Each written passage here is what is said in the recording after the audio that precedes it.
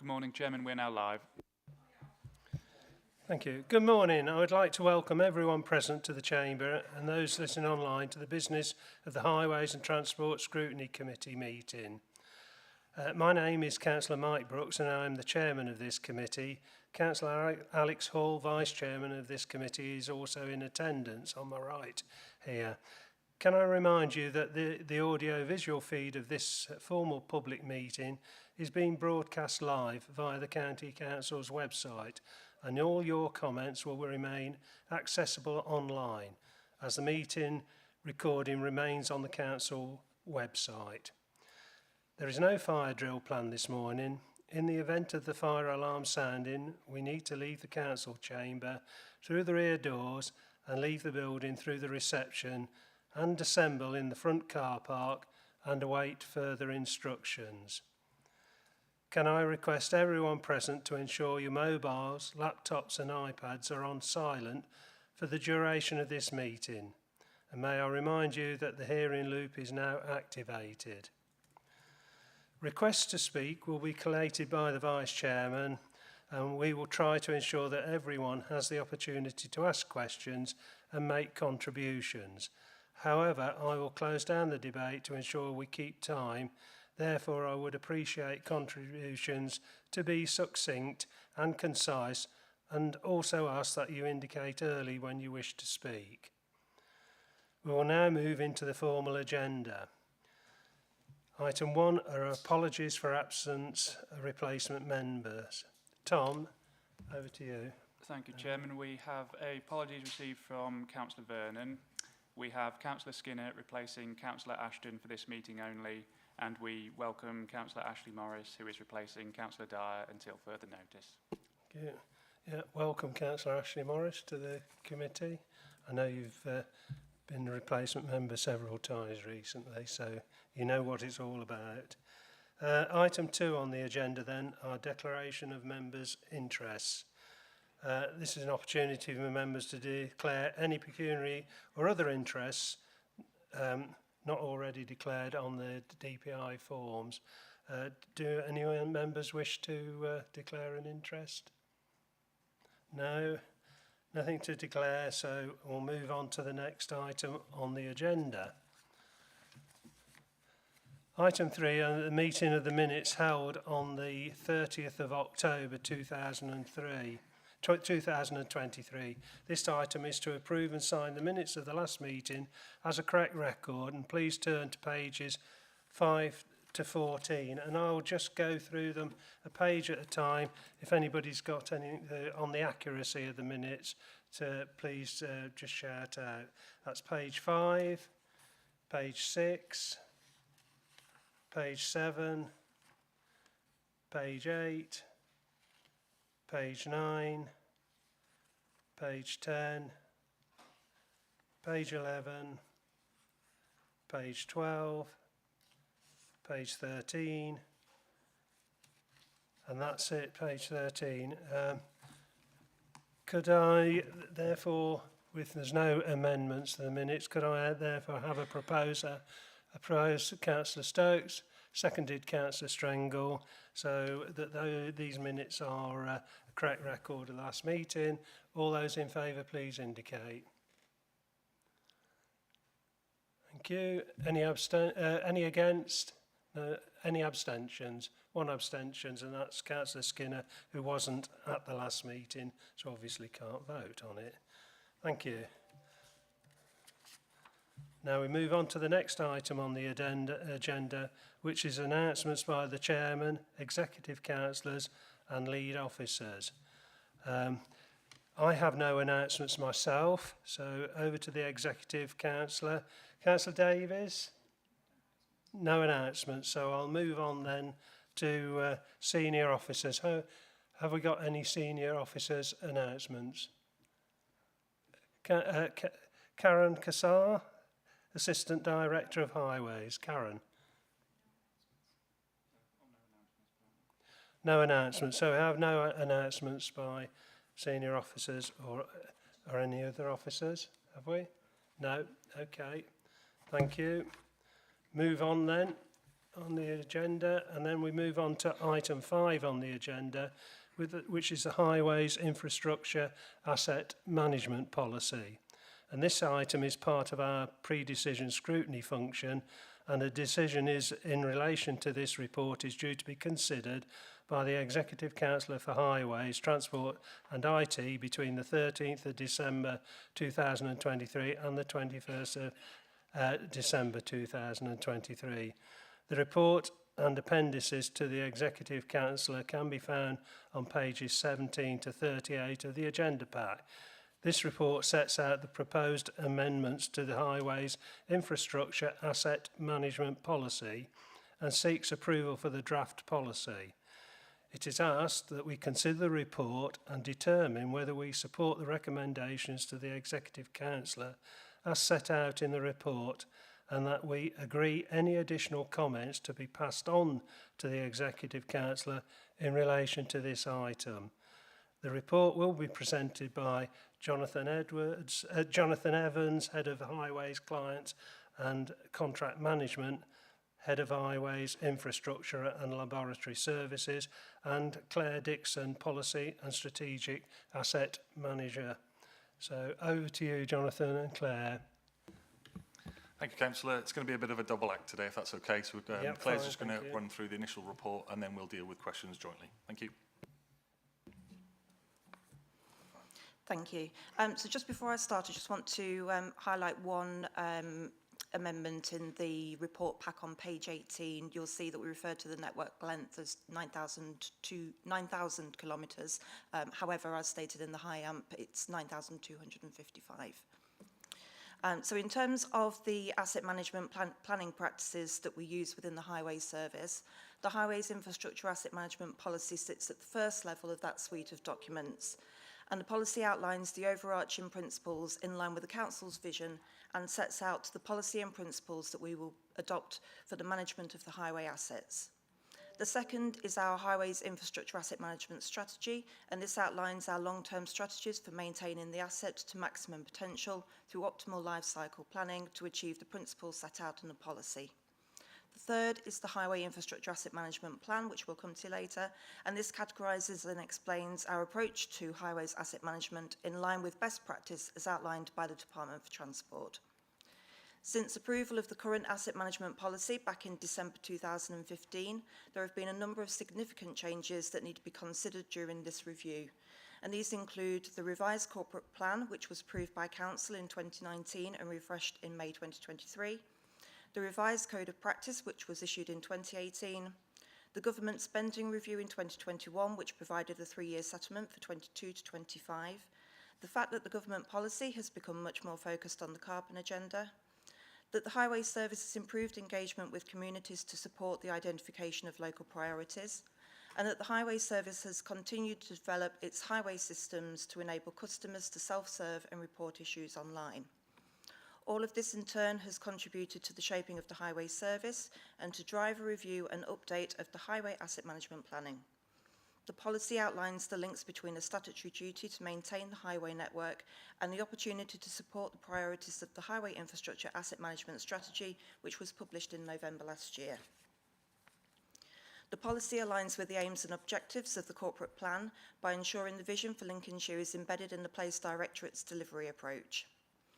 Our Highways Infrastructure Asset Management Policy for 2023 is a short and concise document that demonstrates the commitment to adopting the principles of highway infrastructure asset management by senior decision makers and will be visible to all staff involved in related activities. The updated policy demonstrates a commitment to a well-managed integrated network, efficient service delivery with a strong customer focus. It opens with a clear policy statement showing that our asset management principles will enable us to make informed decisions about investment and maintenance funding, assist in the targeting of resources at the right time in the right place, assist in the management of risks associated with our statutory duty to manage and maintain public infrastructure, and it shows our commitment to maintaining and improving the condition of all main asset groups and also the commitment to being recognised as the highest achieving highway authority in the country. It shows the recognition that the highway network is vital in connecting people, goods and places, and that we need to continue to review our asset management strategies as the economy evolves. Alongside this policy statement are 6 key principles, which have been aligned with our highway service contract and corporate plan. These show our commitment to championing sustainable travel by improving local and regional travel and supporting economic growth, providing good value services by planning the delivery of works, adopting a collaborative and joint working initiative like the Streetworks Charter, for example, actively encouraging and seeking the use of future technologies in order to improve efficiencies and provide added value, providing value for money and long-term affordability of the service that our infrastructure assets provide to our service users, and working towards the wider needs of our communities within Lincolnshire by providing open and transparent information whilst maintaining our service users' expectations and ensuring the health and well-being of the workforce and the public. Our recommendations are that the Executive Council approves the Highway Infrastructure Asset Management Policy for 2023 and subsequently that the new Highways Infrastructure Asset Management Policy is published online. Thank you. Thank you, Claire. Right, Councillor Stokes would like to come in here. Yes, thank you, Chairman. I certainly welcome this. I mean, the 2-page document is very user-friendly, is what I'd call that. There's just one comment on page 24, which is the first page of the policy, and that is the last bullet point, which is seek to remove redundant assets from the network. What sort of redundant assets would the council be looking to remove from the network? Because that seems to be quite a bold statement. Surely we wouldn't want to remove assets from the network because assets is the road sort of thing. So it's sort of a wide open point, I thought. Yeah, it's from an officer's perspective, we call all of the assets, whether it's a gully pot or a drainage pipe or a bit of highway, we call them all assets. What we're trying to say there is when there is no longer an engineering need for something. So if it was a gully pot that was on a high spot for some reason, we would be removing that gully asset. And that's what we're trying to actively do. and that's just about trying to prolong that investment or maintenance of an asset that technically isn't required. So I think probably that maybe we tweak the wording on that just to make sure that it's implicit or it's obvious that that's what we're doing there. It's not to remove, you know, parts of the network because it could be read differently. So thank you for that. Thank you, Jonathan. Thank you, Councillor Stokes. Have we Councillor Clark? Thank you, Chairman. I was going to bring this up under the plan, but I think it's a bit, you know, passing the policy, but then having the plan, it sort of contradicts itself. I was just wondering, under on page 95, it's inspection of trees, and it says that can cause damage to highways, etc. What about when you go round and there's a tree on the highways that's causing damage to a private property? I think we'll answer it now. I think we have strayed into the plan, but we'll take it. Now you've asked the question, we'll take it. Thanks, Jonathan. Yeah, happy to have a look at that wording. What that's trying to do there is just differentiate between assets, trees that are on the highway boundary, and in the same way that we do a conditions inspection of those trees, we're looking out for them, just checking them in terms of sort of what risk status they are to the network. We do that on a survey going around the network. We do that for trees on the highway, and we also do it for trees within 30 metres of the public highway, and that's about branches, limbs falling off, or potential that could cause an incident for a road user. So we assess ourselves in terms of the risk to the highway, but whilst we're doing those condition inspections, we're also assessing the risk of them falling onto a private landowner. Potentially, again, it could just be some clarification on the wording there, but that's what our officers are doing when they're doing those inspections. Thank you for that. So, have we any other comments or questions? Well, I've got one. The report mentions improved engagement with communities and the development of self-service systems for customers. And I wondered if you could elaborate on the specific initiatives or strategic strategies employed to engage with the communities? I know we've got Fix My Street, but anything else?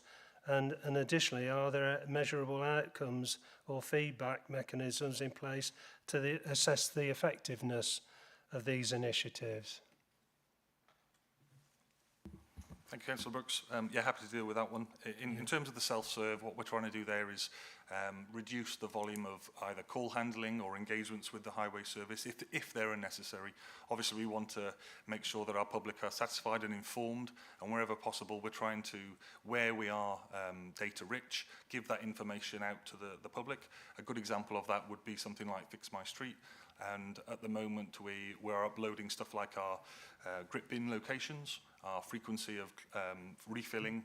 We're doing the same thing for our gully pots as well. So what we're trying to do for next summer, both the cyclical grass cutting layer and the gully pots, is say that when it was last cleansed and when it was next due to be cleansed, so that when a member of the public's about to raise a fault, they may be able to self-serve and say, oh, it's going to get done next week, and therefore I don't need to interact with the highway service and the CSC, and sort of create that sort of questions backwards and forwards. Wherever we can, we're trying to pursue those opportunities where they are welcomed by the public. And in terms of the feedback, we monitor it by our NHT Public Satisfaction Survey, which I'll be bringing to the Scrutiny Committee next quarter. And we also, another feedback mechanism will be the volume of calls and that we're dealing with, either through inquiries through the Highway Service or via the CSC. So we're constantly monitoring that to see if what we're doing has a positive impact. Okay, thank you for that, Jonathan. Thanks. If we haven't got anyone else indicating, I'm going to move that I propose that our designated scrutiny officer records the key findings and comments raised by the committee, and I'm going to move that the committee supports the report and agrees with the recommendations to the Executive Councillor, and ask that the comments raised by this committee be shared with the Executive Councillor for his consideration of ahead of the decision being made. Do I have a seconder? Councillor Strengle. Thank you, Councillor Strengle. Will all those in favour please indicate? I think that's unanimous. Just check anyone against, and no abstentions. No, that's unanimous. Thank you. We'll move on to the next item on the agenda then, which is the Highways Infrastructure Asset Management Plan 2023. And this pre-decision scrutiny report and associated appendices can be found on pages 41 to 188 of the agenda pack. A decision is being considered by the Executive Councillor for Highways, Transport and IT between the 13th of December 2023 and the 21st of December 2023. This report outlines the proposed amendments to the Highways Infrastructure Asset Management Plan for 2023. And the actions are, it is asked that we consider the report and determine whether we support the recommendations to the Executive Council as set out in the report, and that we agree any additional comments to be passed on to the Executive Councillor in relation to this item. This report will be presented by Jonathan Evans, Head of Highways, Client and Contract Management, Head of Highways, Infrastructure and Laboratory Services, and Claire Dixon, Policy and Strategic Asset Manager. So over to you again, Jonathan and Claire. Thank you, Chairman. Again, double act here, so Claire's going to run through the actual details of the report. I just wanted to outline the policy is something that we probably bring every 4 to 5 years. It was last done in 2015.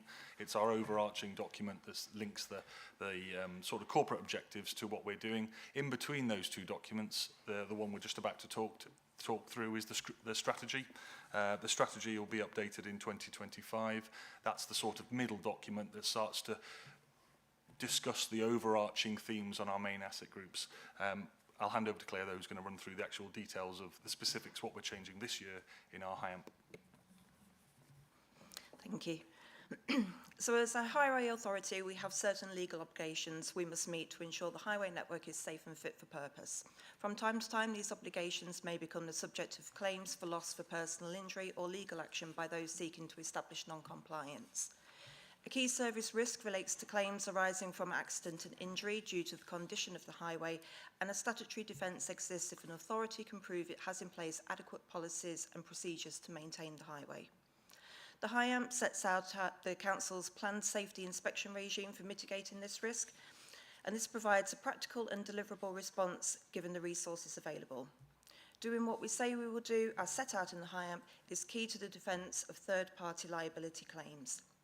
The HIAMP supports sections 41 and 58 of the Highways Act 1980 defence, which will continue to be used to support claims against the authority, thus reducing the financial burden.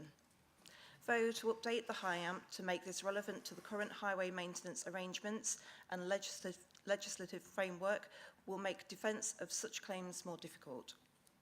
Therefore, we continue to review the HIAMP on an annual basis, and there has been a full review and update of the 2022 HIAMP, with changes throughout to include amendments to dates, hyperlinks, policy titles and network length.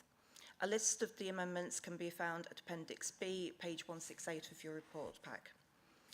There has also been a number of changes to operational policy from the previous iteration, and I'll run through 3 of these key changes. The first one focuses from last year's strategy, which was to ensure that we identified drainage as one of our key assets. And at volume 3 of this year's HIAMP, you will find our new drainage volume. The purpose of this volume is to define the responsibilities of the Highway Authority in terms of the highway drainage and how we manage those assets. This volume includes information on our continual improvement of our processes and systems to determine, understand and manage the condition of our assets over time. And over time, this will allow us to develop a full understanding of the condition of our drainage assets and facilitate timely maintenance interventions. We are continuing to collect data in relation to our risk-based approach to the cleansing of gullies and offlets, and once we have more reliable data on this, we will review and may consider changes to the frequency of cleansing. As we develop our highway drainage asset management function, this volume will be updated accordingly. There have also been some significant changes to the street lighting volume, including the removal of any information that is currently contained with our street lighting policy. This step was taken as a preventative measure, so whilst there haven't been any occasions of the documents containing information that doesn't align with the other, there is the potential that this may happen. By removing the street lighting policy text from the HIAMP, it will ensure there is never any contradiction between the 2 documents. Additional information has also been added in relation to column structural testing. A visual assessment of the structural condition of each lighting column is carried out and recorded on every routine maintenance visit every 6 years. When a defect is discovered during testing, the inherent level of risk level subject to the nature and severity of the defect is assessed. Where this is found to exceed a predetermined threshold, notification indicating a dangerous unit is triggered. Where this is received, escalation to make safe will be through the 5-day immediate works noticing process. And with the urgent defect dealt with using this process, reconnection of the electricity supply and permanent reinstatement will be arranged through further planned works.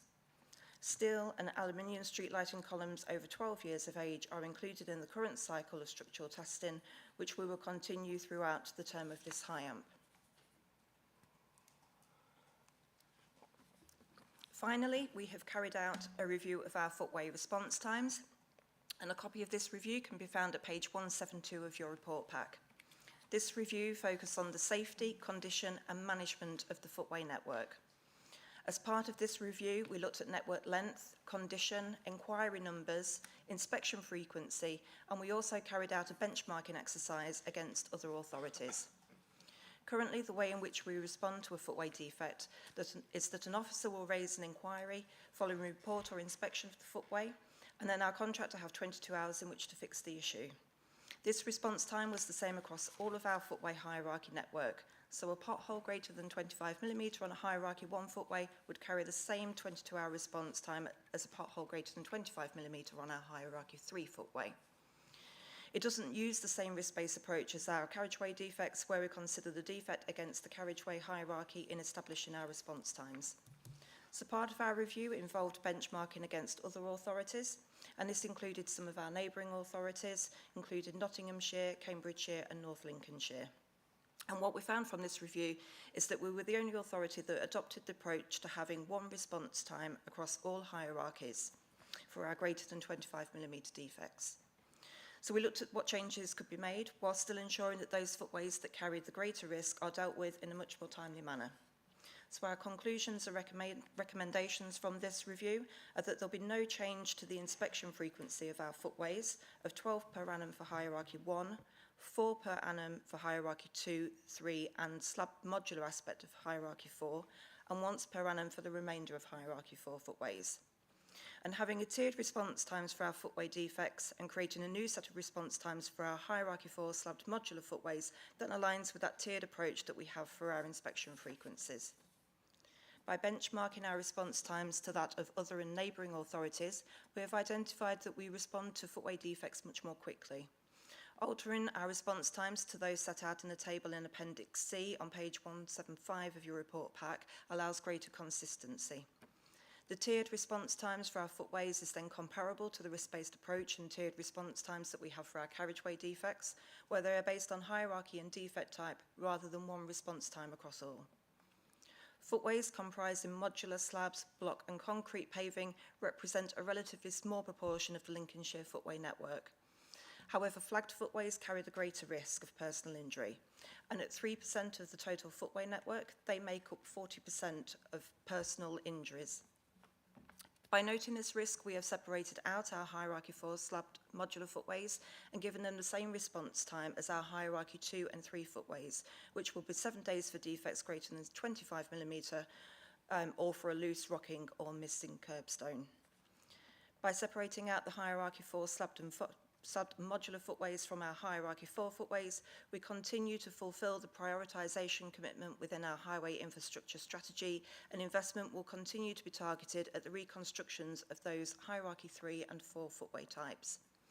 It's to be noticed that officers will still have the ability to escalate or de-escalate any defect that they inspect. And that concludes the update of the HIAMP, but I just wanted to add that approval of the proposed update evidences our continual review and improvement of the Highway Infrastructure Asset Management Plan in the interest of the service, our defence against claims of achieving maximum funding through the Department for Transport. And our recommendations are that the Executive Council approves the Highway Infrastructure Asset Management Plan for 2023, and the Highway Infrastructure Asset Management Plan is published online. Thank you. Thank you, Claire. Jonathan, have you got anything? No. Councillor Stokes. Yes, thank you, Chairman. Yes, I would certainly welcome this plan. I think it's a well-written and well-maintained plan. I do have concerns over the drainage element of the plan within Volume 3. I think all councillors in this room will probably agree with me. The maintenance of our drains is poor, to say the least.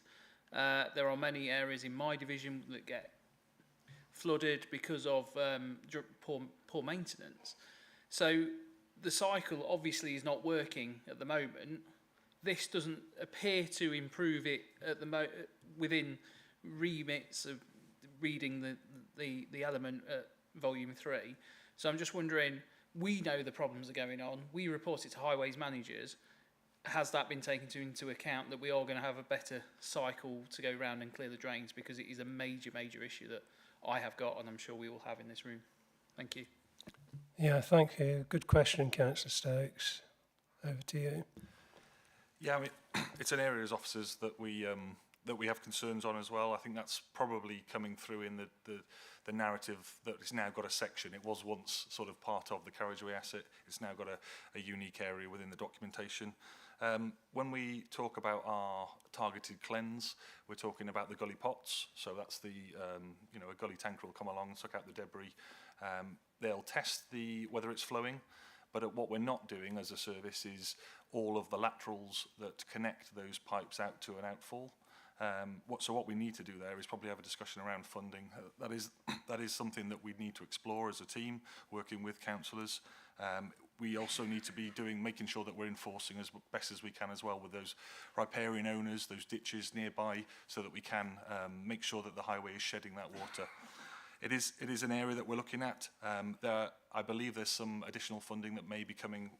There's some announcement later on in the performance paper report that may come, and we can look to do more of this area of work.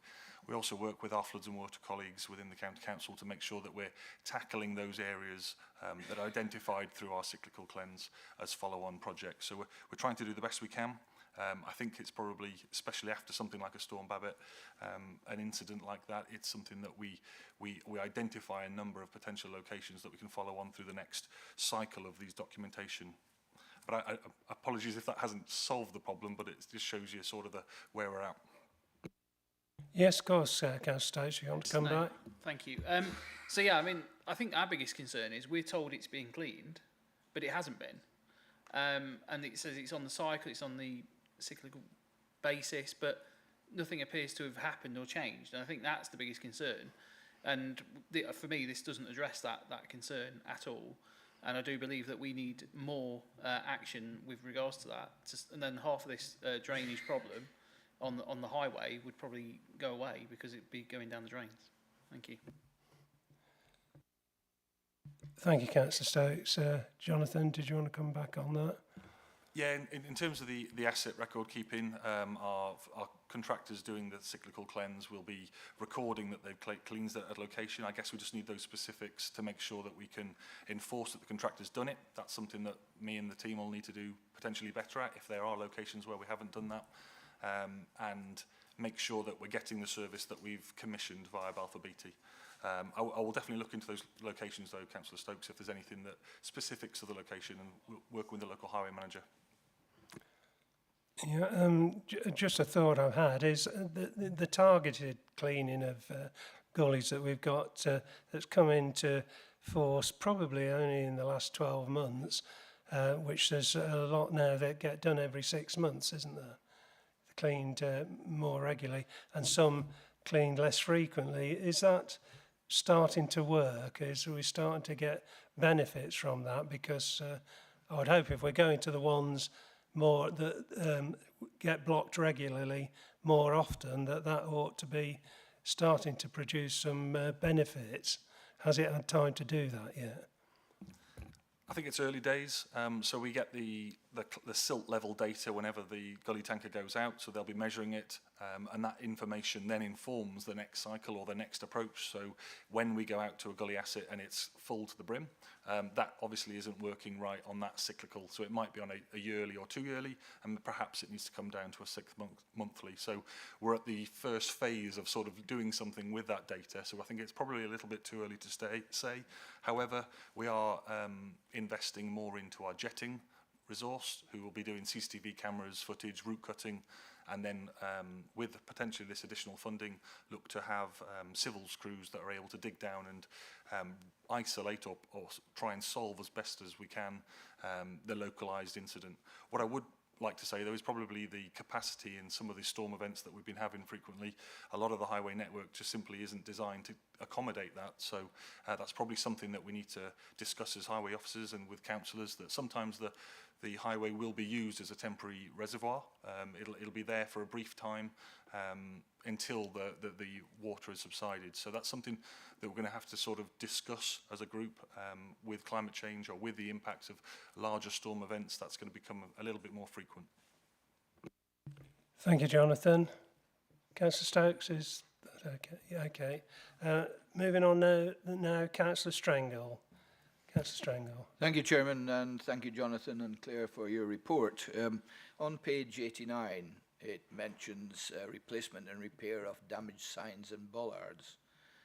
I have reported for, 3-4 years, the sign that is damaged and lying in the side of the A46 between Skellingthorpe roundabout and the car home roundabout, as I call it. Now, there is a proper sign following that sign, which indicates where people return right, left, or go straight on. However, that sign has been lying there. It is an eyesore, and it doesn't actually stand us in good stead, really, coming into the capital city of Lincolnshire, to be quite honest. And I really do think that somebody has got to remove that sign. It is an eyesore. Thank you, Chairman. Thank you, Councillor Strangle. Jonathan? I know the sign well. I live nearby. It doesn't please me to say, but that is a national highway asset there, so it isn't. We're not responsible for that highway location. However, we will make sure that it's addressed with our partners, the National Highways team, and make sure it's escalated, because it has been a number of months now, and it does direct to locations like the hospital, so it is an essential sign. Councillor Strangle, did you want to just... Thank you, Chairman. You are only conduit to national highways. We cannot actually access them directly. So therefore, that's my request and plea that national highways do something about it. I am aware it's a really strange situation in Lincoln, all the way from the Bentley right up to the A46 in the north, going up towards, and in fact the 158 going to, Skegness, that the highway changes from national highways to Lincolnshire County Council, back to national highways, back to Lincolnshire County Council. Absolutely stupid. Either get national highways to take control of the whole thing, or we take control of the whole thing. Then we'll get some things done if we're in control. Sorry for ranting on there, Chairman, but I got it off my chest. Thank you. Thank you, Councillor Strangle. I'm pleased to hear that. Thank you. Right. We'll move on now to Karen Kassar. No, Karen Kassar. No, I'm going to Karen Kassar, who wants to come in on that that item, the question that's been asked for it. Then we'll move on to Councillor Skinner. Karen? We can't hear you.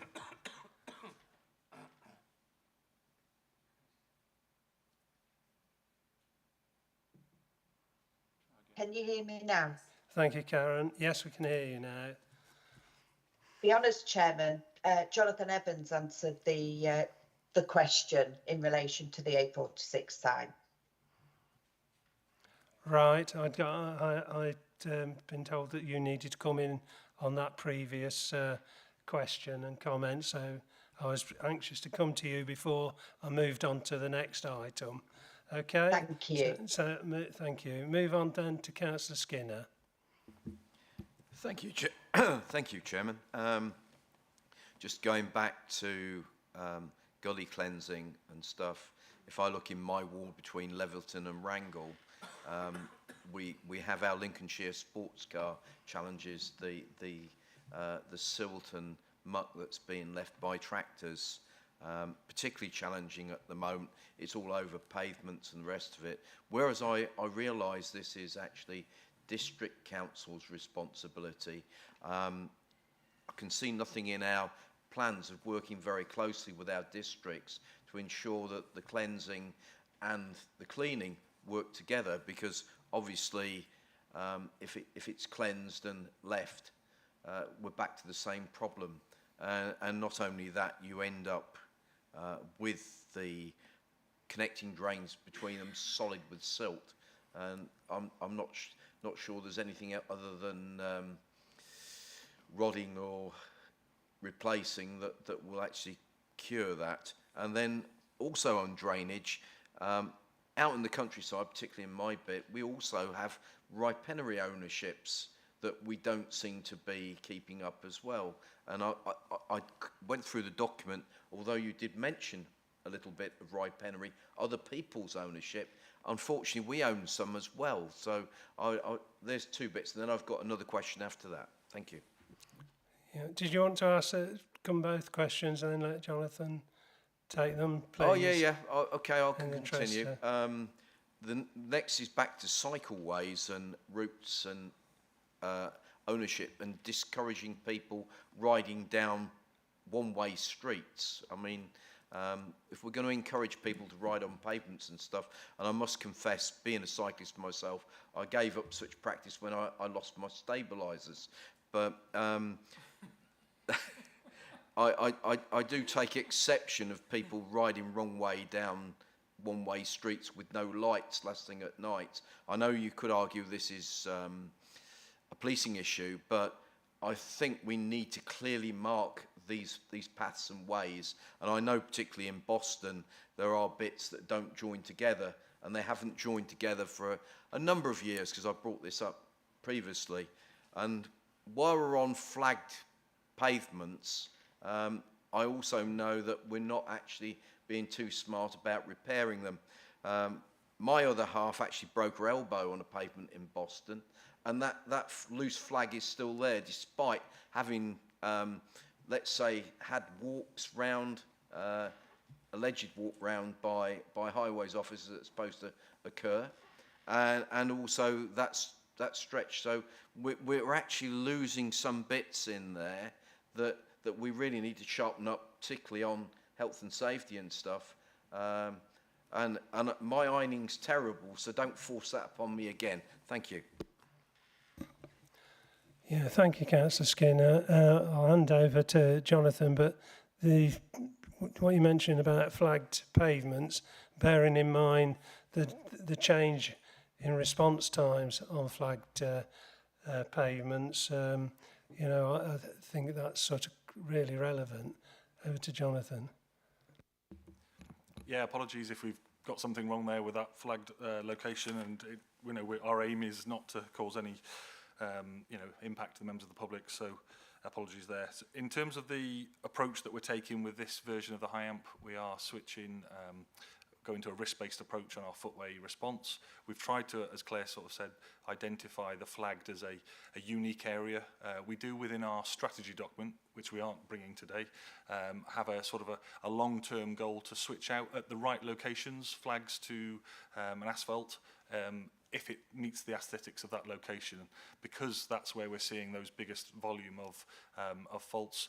Our response times are clear in terms of our documentation. We do try and get out there when there is a trip hazard and make sure that we've intervened so that we don't have that risk going forward, and we satisfy the members of the public. So that's something we can look at. I also have a chat with the local highway manager to make sure those ward walks are happening in your location and make sure we're picking them up going forward. In terms of the gully cleansing, sort of the mud on roads with the districts, I think that's something that maybe we need to acknowledge within the documentations, or at least the policy. We obviously have ambitions to work with our district partners, because doing the street sweeping or the sort of enforcement from their side of things, if we work better together, we can solve this problem and make sure that our targeted cleanse sort of thing on those tree-lined streets, make sure that we're combined in our activity, because that's going to help the members of the public. In terms of the cycleways, obviously the DFT are looking to try and get active travel going. Wherever we can now, when we're doing maintenance schemes, we're trying to consider that element, trying to encourage cycling, looking at, as you say, linking locations, a rural settlement to a cycleway, or just making sure that people can self-serve in that aspect to make sure that we get the members of the public moving around. There is funding available, and we do try and seek those opportunities whenever they come along. But what we probably can do better as officers is try and make sure that when we are doing a maintenance project in a location, just have that thought of either the marking or making it clear, or trying to solve another problem, a bigger problem about sort of mobility. Thank you. Councillor Skinner, you wish to come back? Yes, thank you, Chairman. I'll just, where district councils are responsible for cleansing, it might also be applicable to work with local farmers that have messed it up in the first place, and actually time that in with cleansing, because I think there could be some big wins for everybody there. Thank you very much. Thank you, Councillor Skinner. I'll now move on to Councillor Clark. Thank you, Chairman. At the last meeting, I did raise this working together with district councils, and that when a street's empty, it should be cleaned. I can guarantee you there's a street in my division that's got all the cars moved today because of street lighting, but I bet when I go home tonight, that street ain't been cleaned. So I do wonder if there's any connection between the district council and the county council. But on drainage, a few years ago, there was a policy that was brought out that gullies weren't going to be cleaned unless there was an issue with them. So I'm wondering how much of that has come back to bite the council now. And on the other one, on the flagged areas, I just wonder Is there an officer permanently on the High Street precinct? Because it seems there's so many faults on that area, it's unbelievable. Thank you for that, Councillor Clark. Jonathan, it's... Yeah, in terms of the inspection of our flagged slabs, that we do it in line with our policy, in line with our HIAMP, sorry. What we are doing at those locations is inspecting. We obviously are identifying faults and the follow-on work. What we, again, just to reiterate, we've got that strategy to shift them out where it's appropriate. But again, this probably comes back to a sort of a funding, a longer-term funding in these sort of areas of high aesthetics in city centres. Some of the districts have been successful with additional funding, stuff like the Cornhill in Lincolnshire. Those assets now are in a much better place, but the High Street does remain a concern, and we are switching out where appropriate or relaying where appropriate as well. We've just done some feasibility, we've issued some feasibility reports for the Bailgate to look at those concerns up there in terms of replace and repair, but they are high expense locations, so we do need to deal with our budget sparingly, and we will try and address those concerns.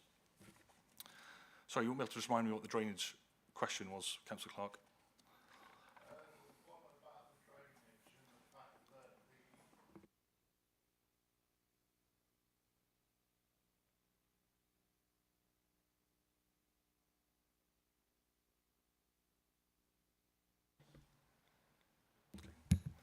Yeah, thank you, Councillor Clark.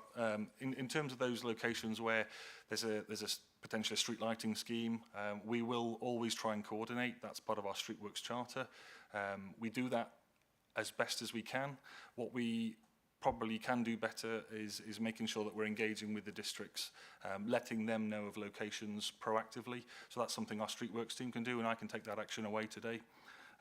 Sometimes it just isn't possible. We'll do everything we can, because what we're trying to do is make sure that when we're doing our targeted cleanse, that gully tanker is out in a location, doing them, systematically, and making sure they're as efficient as possible. If there becomes a street or a location where we know is clear, but it means doing potentially 100 gully assets that day, or sorry, maybe 10 or 11 gully assets that day, sometimes it just doesn't stack up to being the most efficient way of doing to divert them and drive to that location. So I'm not saying we've got it perfectly, but it's something we can do more of, and I take your comments away. Thank you for that, Jonathan. Councillor Clark, do you want to come back anymore? No? No, the only issue was the one about the years ago when the policy was not to empty gullies. I still believe that that's the cause of some of the problems we live with now. Yeah, we have got a new policy on gullies, haven't we? And this is something get done a lot more often than others, and some not so often, based on the data that we're collecting. But I'll over to Jonathan on that one. Yeah, in terms of the policy, I don't believe we've ever had a time where we haven't stated that we'd go and cleanse gully assets. We did have a 1-year cleanse of all of our assets, and that's what we shifted back in the strategy documentation. And the one before this one was to say, let's do a targeted cleanse. So let's use that data and try and make sure our resource is deployed to the best place on the network, so that we're doing more assets that have sort of a higher risk of causing either a knock-on impact of a flooding or something of that ilk. I don't think we've ever been in a position of not cleansing our assets in a policy status. Thank you, Jonathan. Right, I'll move on then. There's a couple of things I'd just like to ask. There's mention of local deviations from the Code of Practice, from the Highways Code of Practice. I just wondered what those deviations were, and sort of what impact that's likely to have on things, why we've actually made those deviations. I'll probably have to take an action to discuss the actual location where they are within the document, but sometimes the well-managed highways infrastructure will be making a recommendation, but quite often it's delegating to each of the authorities how they see best fit to implement those recommendations. So we've probably made a reference there to sort of some wording where, as you can see within the Appendix B, there's a review of other authorities. Everybody takes a different approach to some of our duties, our legal duties to maintain or repair, and it's sort of that risk position on that discussion. As you can see within the documents, this recommendation still puts us in probably a better, in terms of a responsiveness time to the public, better than the other authorities. So Nottinghamshire, Cambridgeshire, North East Lincolnshire, I think we're moving to a position of similar to Derbyshire and Herefordshire. I would say again we're more responsive. So whilst we're pushing out the timescale for our footway response time, we're still quicker than those other authorities. So that's useful to know, but it's probably worth maybe a separate discussion on those particular elements. Yeah, it's just a statement in the report. I can't find it at the moment, and it wasn't specific to any one policy, so I thought I'd ask the question. But if we can sort of have a discussion about that later, I'd be interested. Thanks.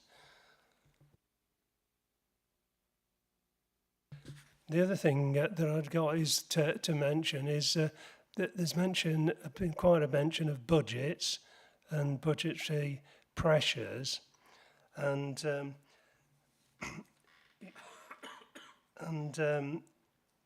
initiatives in this plan which do mention budgets, etc.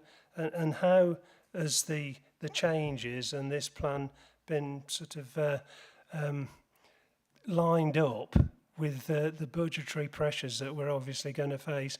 Because already we were talking about the drainage and seeking discussions about budget to clean out the laterals.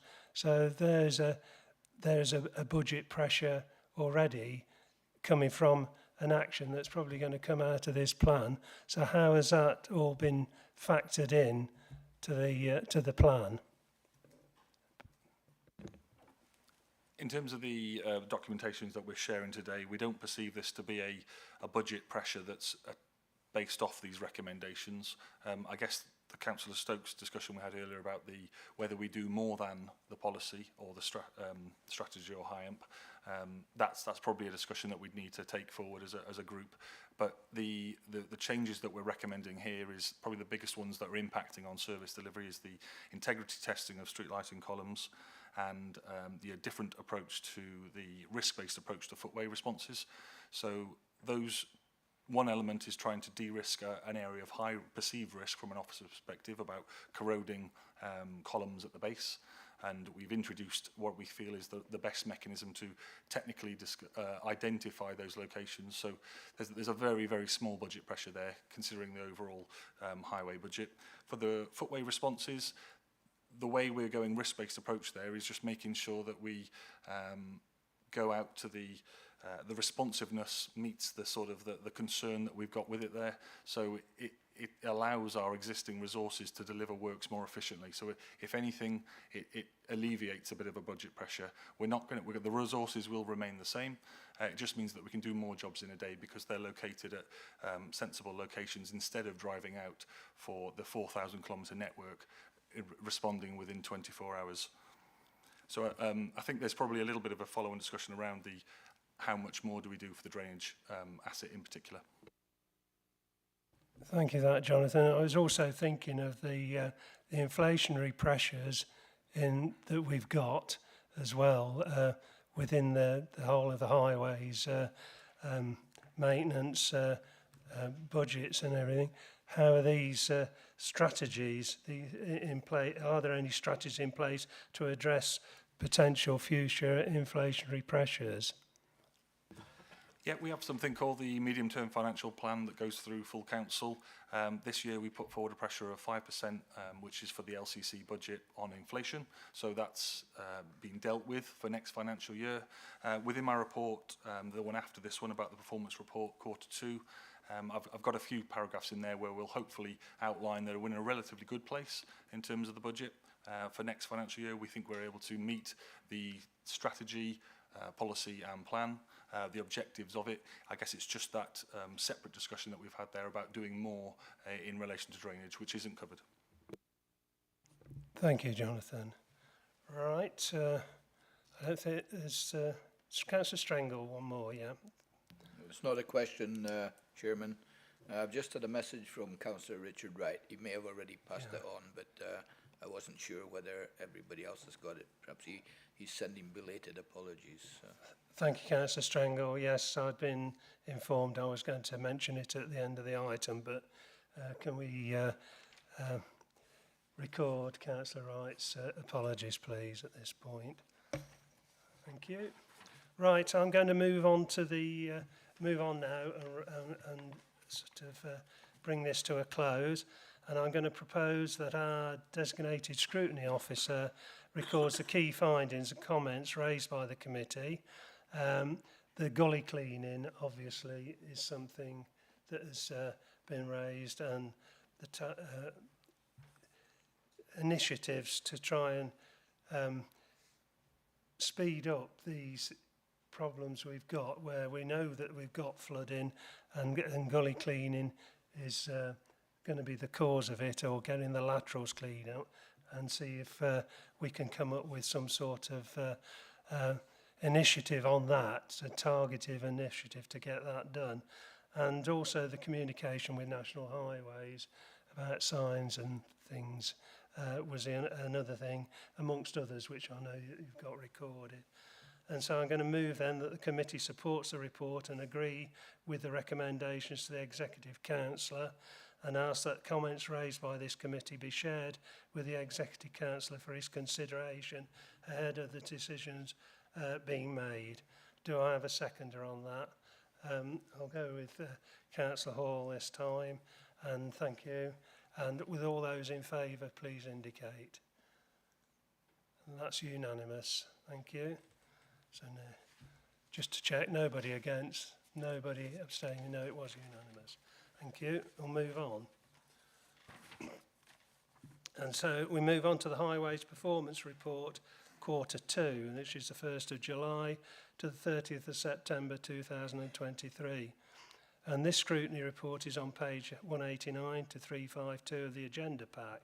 This report sets out the performance of the highway service and provides an update on all aspects of the highway service delivery. The performance data for the key contracts and strategic highlights relevant to the highway services in Lincolnshire. And the actions are: the committee is invited to consider and comment on the detail of the performance contained in the report and highlight any recommendations or further actions to the executive portfolio holder. And Jonathan Evans is going to take this. Over to you, Jonathan. Thank you, Chairman. So I'll go straight to the performance report element of the document. So a copy of the Lincolnshire County Council Highway Performance Report for Year 4, Q2 can be found in Appendix A, and this covers, as the Chairman said, the period from July to September 2023. So the results per contract area are as follows. The Highway Works Term Service Contract, which is ran by Balfour Beatty, scored 76.6%. That's up from last quarter, where we scored 75.1%. The Professional Services Contract, which is operated by WSP, scored 74.5%. That's up from last quarter, and that was 68.9%. The Traffic Signals Term Contract, which is operated by COLAS, scored 94%. That's up from last quarter of 84%. And then there's the client performance indicators, which are for the LCC officers internally. We scored 83%, which is up from 81% last quarter. The overarching key performance indicators, which discuss stuff like our high-amp policy and plan, they scored 86%, and they're all partners contribute towards that. 86%, and last quarter it was scored 80%.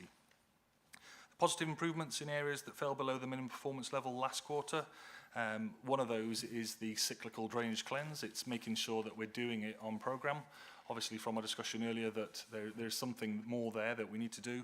But in terms of getting to those sites, we're back on programme. So that's moved out of an area that was low performing to hitting the targets. The professional services contract notifications also increased. They were the responsiveness to early warnings and compensation events. We've got two areas of works that are in improvement plans at the moment. That's the quality of workmanship, where we're seeing some air voids in some of our coring results. So that's something we're working on with Balfour Beatty. And then the other one is Performance Indicator 10, which is our summer maintenance, and that was our cyclical grass cutting. I think we're a week or two behind, sadly, in August, so that's come through in the report here. The other area that we are consistently sort of not quite there on is Performance Indicator 3. For the Highway Works contract, that's still below our minimum performance threshold, so that's triggered a low service damages penalty. However, there has been a significant improvement from a score of 2 out of 6 to 2 out of 10 and 6 out of 10.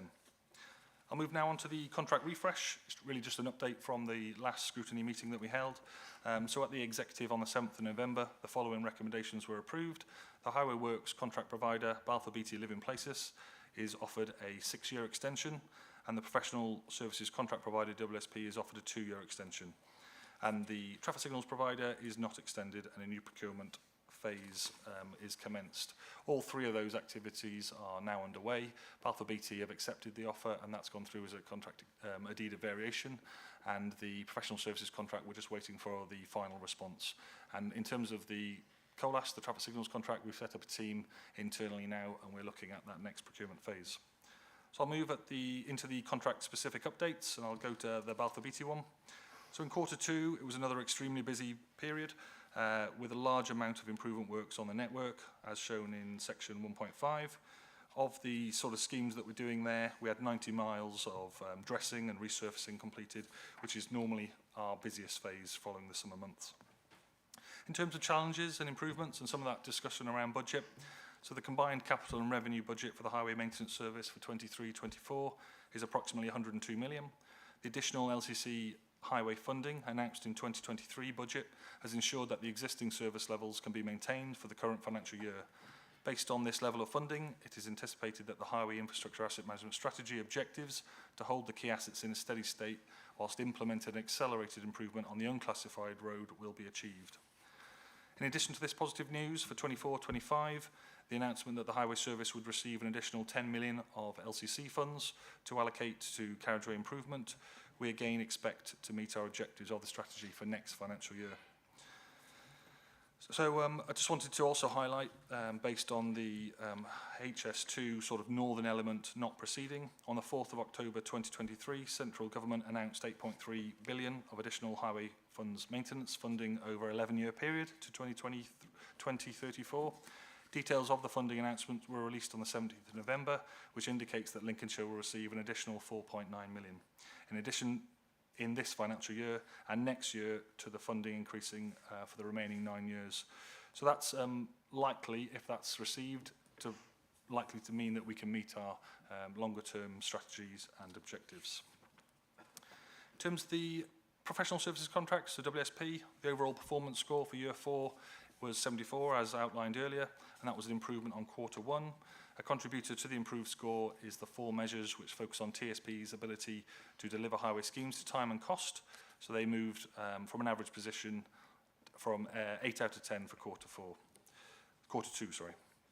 The other element for the professional services contract, there's been good progress with the selected year 4 annual quality statements from the 2020 tender submissions, and they're on target to deliver 9 out of 10 of those. Those sort of things are the WSP involvement in council nominated volunteering schemes, development of good practice activities with other local authorities, rolling programme of local apprentices, and career and STEM engagement with local schools and colleagues. A good example of that is the event recently completed at the Horncastle Bannerballen, where an evening was held to enable parents to attend, sort of discuss engagement with the construction and built environment students at Lincoln College. Move now on to the traffic signals contract, which is delivered by COLAS. Some really positive results here. So 64 of the emergency faults, there are 2-hour responses, were attended in 100% of the time, were met in 100% of those cases, and 462 standard faults, their response within 12 hours, again attended 100% of those in time. The biggest challenges and improvements are probably Lincolnshire's decision not to extend the contract beyond 2026. This has been handled positively by COLAS, who are intending to successfully deliver the remaining 27 months of the contract. Both LCC and COLAS recognise that there is a lot of work still needs to be delivered, and the focus for that is the main priority. The challenges highlighted in the contract extension are being mitigated by advance ordering of equipment wherever possible so that scheme delivery isn't impacted. Linked to the Department of Transport's plan for drivers, an opportunity has arisen to submit bids in relation to 70 million of funds to make traffic signals more efficient. LCC are intending to submit the maximum number of bids and are hopeful to receive additional funding targeted at Green Light Fund, which is helping to tune up traffic signals, and the Intelligent Traffic Management Fund deploy advanced technology for traffic signals. So we're likely to update them on previous in the next quarter's updates. Move now on to councillor nominated volunteering days. We've delivered 38 schemes so far on this project. We've got a further 5 schemes planned that are due to commence in 23-24, and 4 schemes are planned for spring 2024 already, and the councillors have just received new applications requests for next financial year. Move on to complaints. A copy of the Highways Complaints Quarter 2 report can be found in Appendix B. During Quarter 2, the Highway Service received approximately 8,500 Fix My Street inquiries and 7,500 customer service centre calls. The Customer Relations team received a total of 243 contacts within Quarter 2 of 2023. Of the 243 contacts, 157 entered the formal complaints process, accounting for 65% of these contacts. And of the 157, there were 60 cases that were partially upheld or fully upheld, equating to 38% of the cases that entered the formal process. The Highway Service has seen a small increase in the number of contacts this quarter compared to the previous quarter, but there has also been a decline in comparison to the same quarter in the previous year. The Highway Service has also seen an increase in the number of cases that were partially or fully upheld, and that related to service quality of service. The main contributor for these concerns is due to the volume of scheduled maintenance that we complete in the summer period, and again, as the sort of narrative of this discussion has been, relating to drainage and verge maintenance concerns. So to conclude, the performance reported for Quarter 2 has seen an improvement in all main contract reporting areas, following a dip in Quarter 1. The scores remain in an overall good position. The funding position for 23-24 and 24-25 have been positive and will likely result in the successful delivery of the Highways Infrastructure Asset Management Strategy goal in relation to maintaining the assets and improving the unclassified network. So whilst funding beyond 24-25 remains slightly uncertain, given that the DFT announcement, we're likely to see those changes come through in time. We're still just sort of monitoring that place. It's moved in a positive direction. So that concludes my report. Thank you, Chairman. Thank you for the report, Jonathan. Good report. Pleasing to see that the partners have exceeded achieved their targets, and the scores have improved from the previous quarter, so that's really good. And I can see from just driving about that the improvements on the unclassified roads, you can see that the effort going into those. So and I'm sure everybody else will be able to see that. So you notice it particularly when you're a member for a rural patch, so such as myself. So have we any comments or questions? Councillor Skinner. Thank you very much, Chairman. There was a comment regarding grass cutting. You've got my deepest sympathy with that this year. For those that have attempted to do the last cut of the lawn several times, it must be an absolute nightmare with the amount of grass that you cut. So the other question or comment would be around technology. I mean, obviously jet patches are being used quite well. I mean, Hawthorne Road in my patch has literally been patched up a bit more because it's a concrete road, and obviously it's showing its age. But what of the JCB patching machines, and is it some patch? What was A plant? They do a unit that actually requires less tarmac, so it's more carbon. Have we factored in within our performance going forward all these things? Big open question for you. Thank you. Thank you, Councillor Skinner. Over to you, Jonathan. Thank you, Councillor Skinner. In terms of our response to sort of carriageway defects or projects, we're one of the I guess, leading authorities that are trialling new initiatives when we compare ourselves to our peers. So we're doing an ex situ program of foam base and recycling, where we take the planings away from the carriageway asset, store them temporarily, mix them with a foam bitumen and a sort of a PFA and a cement, bring that back to the network. So that's one approach that we use. We do in situ recycling, where we're sort of turning over the existing pavement layer, adding, again, cementitious material to sort of emulsify that material. But as you say there, we're also doing stuff like our jet patcher, velocity patcher, where we're blowing sort of a surface dressing material into sort of minor defects.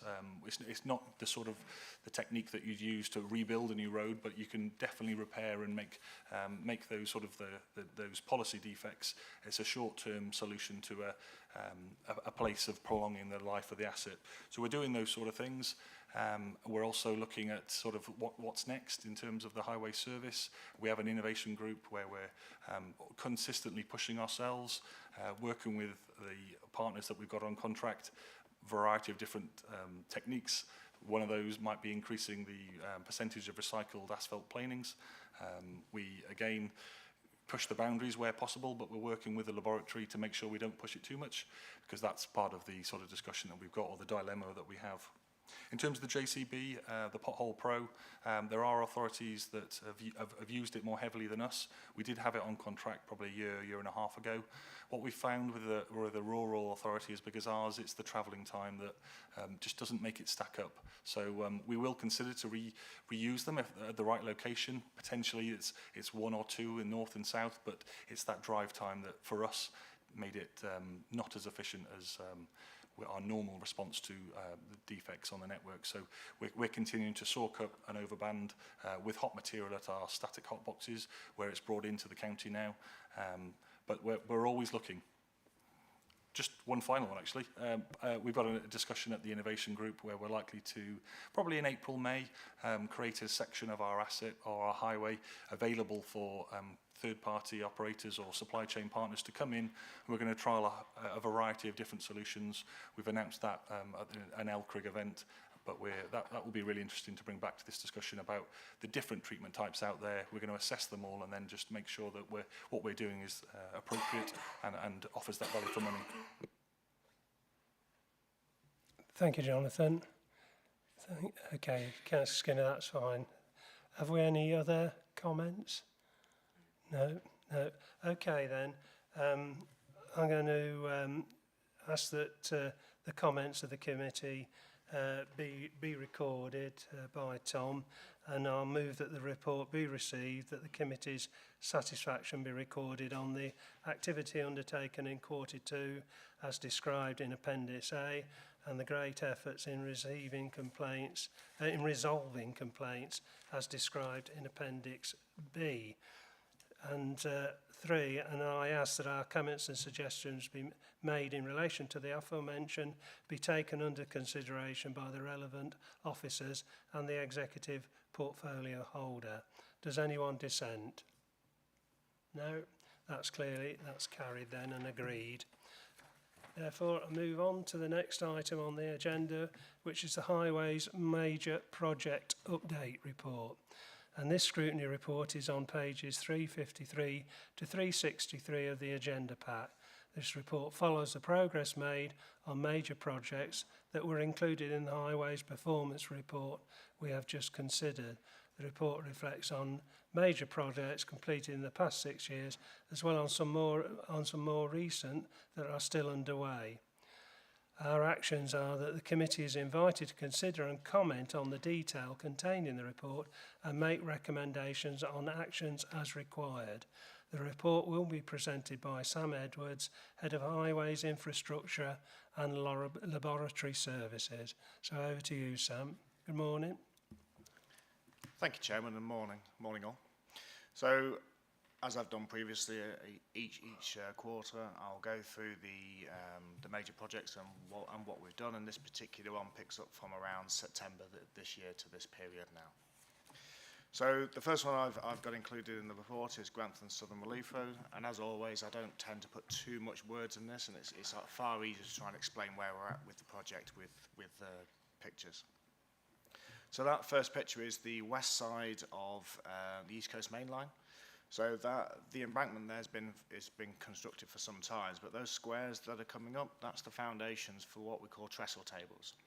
So those trestle tables, for want of a better words, are like car jacks, where they're basically platforms to build the bridge on. So they're putting in the foundations, and since this picture was taken about a month ago actually, the trestle tables are now in, and part of the bridge is being constructed. Because as I've explained in previous scrutiny meetings, we're building the bridge to one side and then we're going to push it over the East Coast Main Line. And that will take a good nine months or so. Because you'll build a section, push it, build a section, push it, and so forth. But it's getting into quite an exciting time of the project. You know, we've been building embankments, piling in, what some have described me forever. But now we're actually starting to build the bridge and launch it across. So we're going to start seeing some real progress. And obviously, as you're pushing the bridge on, it needs somewhere to land. So the next picture on page 354 is on the east side, and that's effectively the piers that it will land on. So on the right-hand side of that picture, that will be where the slope is. That will be the end of the bridge, where the beams land on the abutment. And what they're pouring there is, you've got the crane on the left side in sort of the greeny blue, and the red boom coming over, that's the concrete being poured into the vertical piers that will sit that will be pier 7 before the abutment lands. So again, since that picture was taken and placed in this report, that pier is about 2/3 of the way constructed. So moving on to North Highcombe Relief Road. Last scrutiny committee, I came here and obviously explained the scheme, but specifically brought a separate report seeking views before going to the executive on the 3rd of October to allow the county council to submit a planning application. I'm pleased to say that the executive approved based on the comments given here, and following that we submitted the planning application on the 31st of October. It goes through a validation period of checking all the documentation in line with policy and National Planning Policy Framework, and it was validated on the 14th of November. So that effectively makes it live. It's going through what's called the determination period. We're currently working with the planning team for when it will be coming to Planning and Race Committee, but it will likely be around, I am hopeful, for April, possibly May. And I've just put a link in the document that should you wish to go and see all the planning documentation, it's included in that. However, rather than sort of just waiting for the planning to be determined, what we are doing is, and I must stress this very, very clearly, we are not predetermining any planning decisions, but what we are running in tandem is the legal orders process. So that's the side roads orders and the compulsory purchase orders process that would allow us, should planning be approved, it would allow us to start the process to procure the land to then deliver the scheme, and the side roads order to amend and create the highway area within it. But again, to assure all the public as well as this scrutiny, this is running in tandem. This does not impact the planning. If planning wasn't secured for whatever reason, this would not steamroller on top of it. We're just trying to get, for want of a better word, our ducks in order, that should planning be successful, we can move on with the project as fast as we can, effectively to reduce cost. So we are looking to bring this on our programme, which I'm sure we'll pick up at the end of the meeting, but we're looking to come back to this committee on the 29th of January for the first of 2 compulsory purchase and side roads orders based key decision papers to make comment.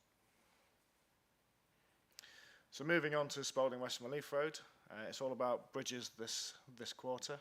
So again, we've been constructing the abutments, putting and piling in for what's felt like forever. But we've now installed the bridge over it. We picked the weekend of Storm Babbitt. I must say we didn't pick it. It's an unpleasant coincidence. However, thankfully, the weather wasn't as severe down in Spalding as it was in the rest of the county. So the beam lift went ahead as planned, and as you can see from the pictures, it's somewhat wet down there, but it didn't hinder the process. As you can see, these are not small beams. They're 3 sets of double brace beams. In total, it's about 540 tonnes, and they're either 70 or 90 metres long. They're 90 metres long. So that's the span from pier to pier, as you can see in the pictures that went in on the fourth picture. Subsequently, since there, we've now, because we're now away from the rail line, we've landed in the beams either side that fixed to the abutments. So there's two main focuses going on at the moment. One is effectively the deck build, so that's the beam, but you have to construct the deck within it. And either side of the bridge, again on the fourth picture, you can sort of see the embankments that lead up to it, sort of quite black. That material is called, well, the trade is a Leica lightweight fill, so it's like extruded clay, because the ground conditions around there are so poor. Although we've piled it, if you put a normal fill material, it will just push the ground down. So this is a lightweight material, and the wall to that will be vertical as the hexagon slabs go in, or as a helical wall will go in. It will tie through to the lightweight fill, so it will look vertical in the way it is, but without all the sort of reinforced concrete works that go with it. So that's where a lot of the focus has moved to now. So picking up on some of the levelling up fund projects. When I wrote this, we were due to be finishing Marsh Lane roundabout. We have finished the roundabout, which is good, but we have got a few bits of footway works going on till the end of the year as planned, and what we've put out in the press. So that was always planned, but it is now complete and operational. We've had a few queries about the use of it and lane designation and things like that, but nothing extreme. And like most sort of new junction layouts, it usually takes the public a little bit of time to get used to it. But generally, a well-run scheme. It could have been a lot worse from a traffic management perspective, and actually it flowed fairly well with causing relatively low impact when you consider you're basically rebuilding a very busy roundabout. What I would just stress is I'd like to sort of personally thank the local community. They have been concerned and issues as we go through, but appreciate the patience as we've been doing it, and now it's finished. So that brings on to Springfield Road roundabout. So we started that around in the last sort of couple of months. So again, we started with removing the splitter islands to begin with. That was the worst sort of traffic management impact initially, but there really wasn't too much. It was, as it tends to be, it was quite bad the first week. The public get used to the fact that it's quite bad. They choose alternative destinations, choose alternative ways, and it's generally settled down. The works themselves, they moved the split line to give the work space, and now they're working in the north, east, and the southwest quadrant, as you can see for those pictures. And I guess I can summarise that as it's a little bit wet. Again, this was taken around Storm Babbitt. It has dried out, but it is causing us issues. We have had 2 severe weather events, which are going to increase time and things like that, but we're trying to work a programme to win that back as we speak. But generally, work's going well. Greensail roundabout, we've now completed the detailed design for that. That is with the contractor for pricing. We're due to get that back by the end of this week, which will give us an idea whether we go with that contract or alternative competitive market. So we've got a little bit of time, but we're due to start that around April, May next year. So that will be an operation, as I've said previously, at the same time as Greensail, but the way we're managing the traffic management and the way that Springfield isn't causing as much concern as the perception of that it would, we're quite confident that we can operate 2 sites with a crossover for a period of a few months at the same time.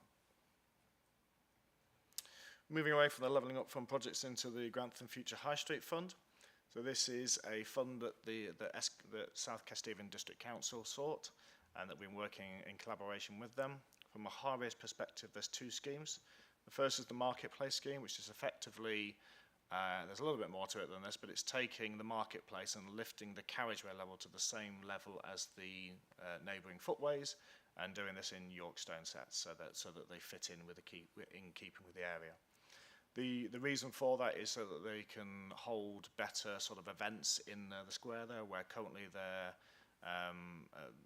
marketplace and those wanting to hold it are less kind to do so because of the differing levels. So that's that sort of public realm project. And then the second project that would follow on from that is the station approach. And I guess that drawing there, since I put it in this paper, is a little misleading. There was an original scheme that was much larger than that. but due to all the inflationary costs since the Future High Street Fund bid was put in, it was downscaled.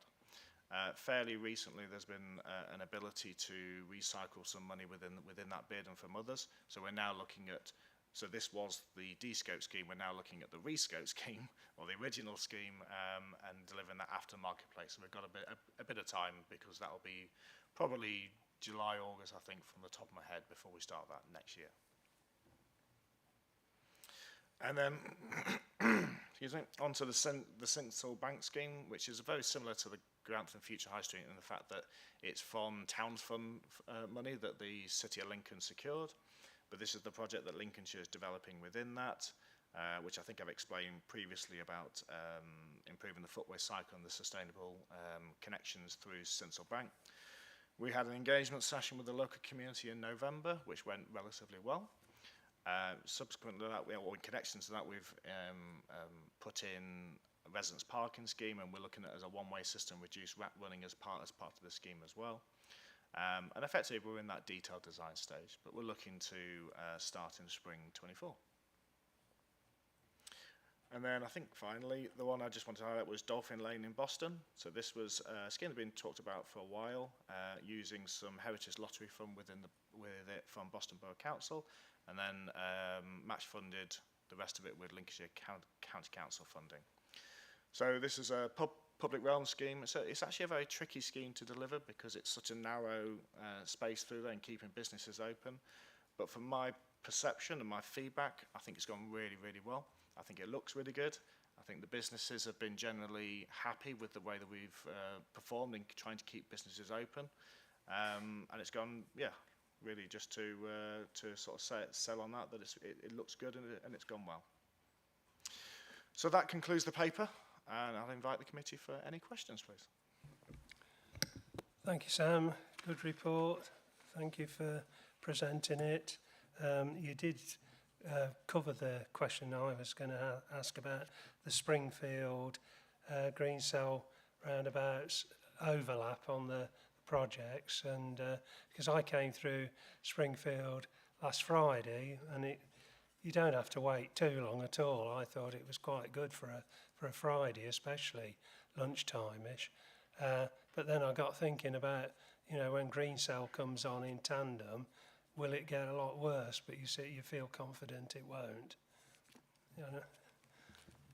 I feel as confident as anyone can in Yeah. what is a natural scenario of people travelling patterns, things like that. But the evidence we've seen is it should go well.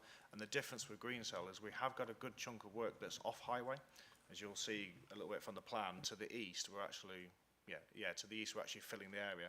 So those initial few months we can actually work off highways. But to be fair, that was the original plan. But because of the impact wasn't as great as people perceive, we may take the opportunity to actually try and do some highway works at the same time. Thank you. Councillor Stokes. Thank you, Chairman. So I'm going to go to the Grantham Future High Street Fund. I mean, since May, I'm not close to this at all, since I lost my seat at district. But I am concerned about the wording in this document with regards to the station approach, because that does fall within my county division, and we do need some investment on that area. So obviously the marketplace is going to cost more money. There's no two ways about it. What are you confident that the station approach scheme will take place, or do you think that will fall by the wayside? And what are the discussions like with the district council? Thank you. So right now I feel confident that it will take place. We never stopped doing a scheme there. It was the varying of scale, the sliding scale of what could be affordable. But with the movement of some of the other schemes within the Future High Street Fund, the gap's been filled. So at a fairly senior levels, we've had those discussions, and we're going back out to the contract. We've been working through ECI to reprice that original scheme. Thank you for that, Sam. Okay, Councillor Stokes. Have we any other comments? Councillor Skinner. Thank you very much, Chairman. This paper's really, really good. It shows some excellently, well-run projects, even despite a little bit of weather difficulty here and there, which sector challenges. I'm going to pick up a bit like Councillor Stokes, I've lost interest in Boston since May as well, from the point of view that you know, I'm not having to drag money in, and this was the heritage money, and probably 80-90 million pounds of the resources that came in were part of my administration, so it's nice to see them used and going out. What I'm going to say is bottom of page 362. Now, I used to do the town centre portfolio at one time, and I've spent many a happy hours cleaning up the street. Bottom of 362, there is a load of gum deposited already on the bottom. This is about pride of place and getting people to do stuff. That to me is a crying shame, because what the job that you've done there is absolutely superb, and well done, gents. Thank you. Thank you, Councillor Skinner. Any comments? No. Move on then to Councillor Gibson. Rob. Thank you, Chairman. Unlike others, I've not lost interest in my area. Can I just say, with regard to the Springfields roundabout, I'm echoing what the Chairman said, actually.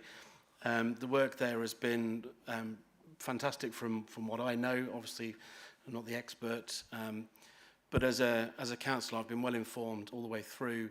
I felt like I've been asked for an opinion on certain bits and timescales, and been able to have some opinions, which is fantastic. And I think the Springfields roundabout is progressing well.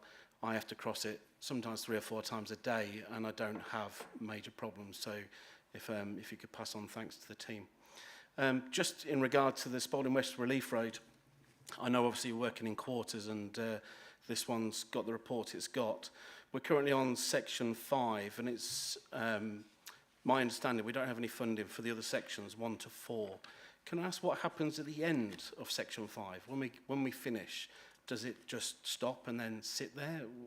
What? Because it's not going to link to anything, so we're just going to have a rather expensive road that just sits there waiting. Is that correct?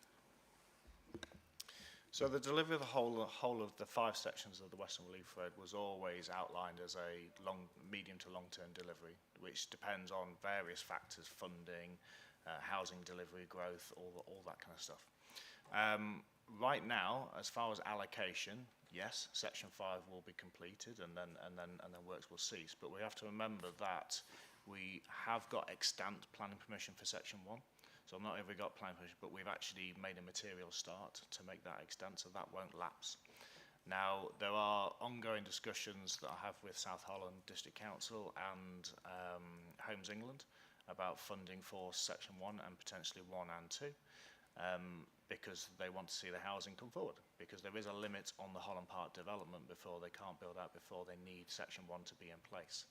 So there will also be developer funding on the back of that as well. They're currently, I think, this is probably wrong to say, but don't quote me, I think they're limited to 500 units within the current planning application until section 1, and there's a total of 2,250.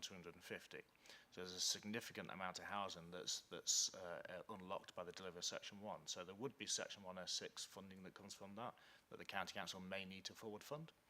And in addition to that, like I say, section 5 came about through 20 million of Homes England funding, through the HIF funding. We're going through a similar process for section 1. But the scale of these schemes from a pure highway perspective is very unlikely for the whole of Relief Road to unlock funding from the way the government, the DFT, provide a competitive bid process, which is why they split it into 5 sections where it's linked to housing, so we can unlock different funding. So it's very difficult to say, yes, things will definitely be delivered in this way, but I am very confident in saying we're not just going to sit back and do 5 and then see how it goes. We are constantly working with district and county to unlock funding to deliver it. Thank you, Sam. Okay, can I come back, Rob? Yeah. Please, Chairman, thank you. Thank you very much for the answer. I just want to raise awareness that obviously this is a Western Relief Road. We're relieving traffic for the Spalding Road and Pinchbit Road, which is already congested. And like the Springfields roundabout, this is congested twice a day and nearly lasts all day sometimes.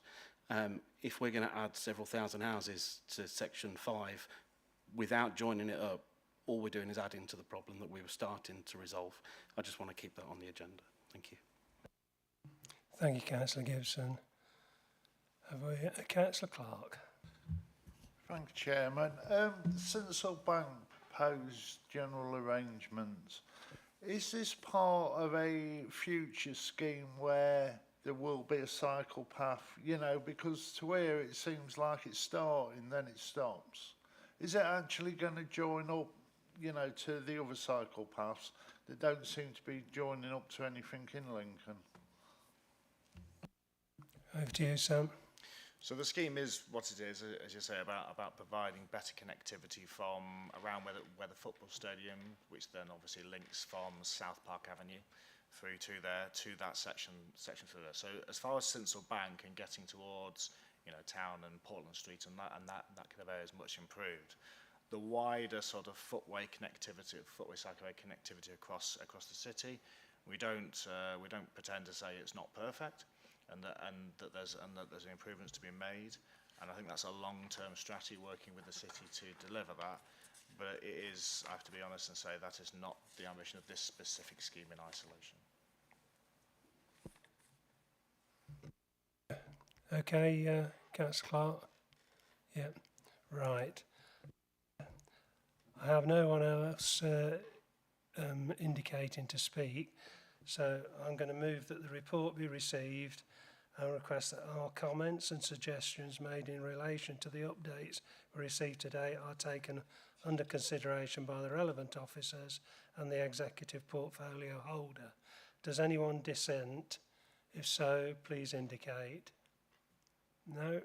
So that is agreed then. I'll move on to the next item on the agenda. Thank you. Transport Quarter 2 Performance Report 2023-24. This scrutiny report is on pages 365 to 371 of the agenda pack and provides a summary of performance for Quarter 2 in relation to passenger transport and the Council's transport services, including an update on the key priorities of transport services, amongst which is the educational Travel Transformation Programme. The actions are that the committee is invited to consider and comment on the report and make inquiries and recommendations as required. The report will be presented by Verity Drews, Head of Transport Services, and Helen Reek, Support Services Manager, Transport Services. I believe we've got Verity online, so I'll hand over to Verity now. Good morning, Verity. Chair. Good morning, Chair, and good morning, committee. Thank you. So this is our standard quarterly performance update, and I'm just going to pull out some key points to flag with you and highlight. So the first one is around driver availability. So I think it is worth noting that for public transport services, this is now becoming less of an issue. So we're seeing much more stability in our public transport services with drivers. But with taxi operators on the educational travel side, it still remains an issue. But that's the positive from a public transport perspective. We're also seeing that fuel prices are starting to stabilise, as we're all experiencing across the board. In terms of our market itself, so we're continuing to very slowly increase the taxi and minibus market. Now we are reaching really the top of that amount that we're expecting in Lincolnshire, but it is slowly improving. From a bus operator market perspective, we don't expect that to grow, which would be our traditional view of that market, with it being locally owned and largely family-run businesses, with the exception of Stagecoach. In terms of some of the public transport updates, there's a list there of some of the changes that we've seen in the last quarter. So the £2 fare cap being introduced on Call Connect is proving very popular amongst passengers, which we're very positive about. It's something we'd expect. We've had the Sleaford into town service has been extended to serve Greyleys, and also it's had some frequency boosted there as well. In terms of our local bus network, we are seeing that it is largely stabilising at the current level that it's at in terms of that frequency and the number of services. So we're hopeful that stabilisation is now going to be much more sustainable. Our medium to long term priorities. So we still have our staff restructure, which went live beginning of February. We still have vacancies, and in line with many authorities across England, finding it a recruitment challenge, especially in terms of operations staff. It's certainly a topic that was discussed at a recent conference of Association of Transport Coordinating Officers from across local authorities, which was in November, which I attended with two of my managers. So it's certainly a known issue across the industry, unfortunately. And we'll come back onto some of the issues across the industry further down the report. So BSIP funding, so BSIP plus funding, the public services in terms of our public transport services team are really trying to fine tune now what that BSIP plus funding will be used for, and looking at being a combination of bus stop and shelter infrastructure, looking at deploying more real-time information across the county, but also supporting some bus services themselves, the actual routes, the frequency. So there'll be more detail on that, which will come back to this committee once that's been finalised. The app rollout for Core Connect is also proving successful alongside the £2 fare cap. So we're 50% of the way through now, with services in Boston and Grantham being the latest to receive the app in October. And we are seeing some really excellent levels of take up from residents in those early stages. That whole project is due to be finished by the end of March 2024. And as we've talked about in previous committee meetings, that doesn't stop people being able to book through the telephone service. So we will always have a team in place in transport services who can take bookings for people who'd rather call us. Moving on to our education travel transformation programme. So this is still in place in terms of that 3-year programme, knowing that it was going to be medium to long-term improvement. So management information is a really key priority for us at the moment, alongside implementing a new travel options function. So we now have all of the offices in the travel options function. So we're focusing in on how we can best train pupils to use public transport, to use buses, and increase their independence. I've included in there a summary of some of the benefits from independent travel training, which is not just for the pupils themselves, but for the families as a whole. So there's some very positive benefits from that we're seeing. The education travel budget pressure remains high, and that was one of the things I wanted to focus on as part of this report, because as many of you may well know, there's been 2 recent publications. So the County Council Network has recently published a report looking at all of the local authorities' spend across England on home to school transport, and focusing in on why the budgets are under undue pressure. It's extreme, and it continues to be so, and they are not predicting that will reduce in the next 3 years. In fact, they're predicting that pressure is going to continue to increase. The report is very detailed, and it does take through the reader the demand factors, the cost factors, and all of the elements which are forming that pressure on all local authorities. Certainly from a Lincolnshire County Council perspective, we are seeing all of the factors that they've highlighted. One of the things they have focused on is the special education needs transport, and that being a high cost passenger cohort. As we've reported previously, it is a high cost contract for us when it's SEN transport. We also have another high cost contract, which is alternative provision passengers. So I think it is worth the committee noting the report from the County Council Network. There's also been a recent publication from the Association of Directors of Environment, Economy, Planning and Transport, ADEPT. They have developed a toolkit for local authorities, especially around SEN transport. And it's about promoting what's worked across local authorities to try and manage those demand levels, manage the budget pressures. And what we've undertaken is a review of that toolkit to look at are there opportunities where we could also look to trial some of those initiatives that local authorities have already put in place, And in many of the cases, we have already trialled those approaches or we've tested them in previous years. There are some that we will look at to see whether they might be appropriate for Lincolnshire, but in many cases, we have actually already undertaken that work. So going back to our key performance measures and reporting, so we have a standard report that is a corporate one, which looks at our contracts as a whole, and we separate them into 6 areas. And as you'll see from section 1.2.7, we're improving in terms of our status for each of those types of contracts. And that's largely because we're seeing the contracting environment starting to stabilise. So there are criteria which sit around the contracts report, which includes the criteria around the environment stabilising, but also in terms of costs. And then on to our complaints and contacts. So in terms of the last committee meeting, we discussed being able to present the previous year's quarter, which we've been able to do this time around and will do going forward. But I think in terms of the positive message is that we are seeing, compared to last year, a reduction in our complaints.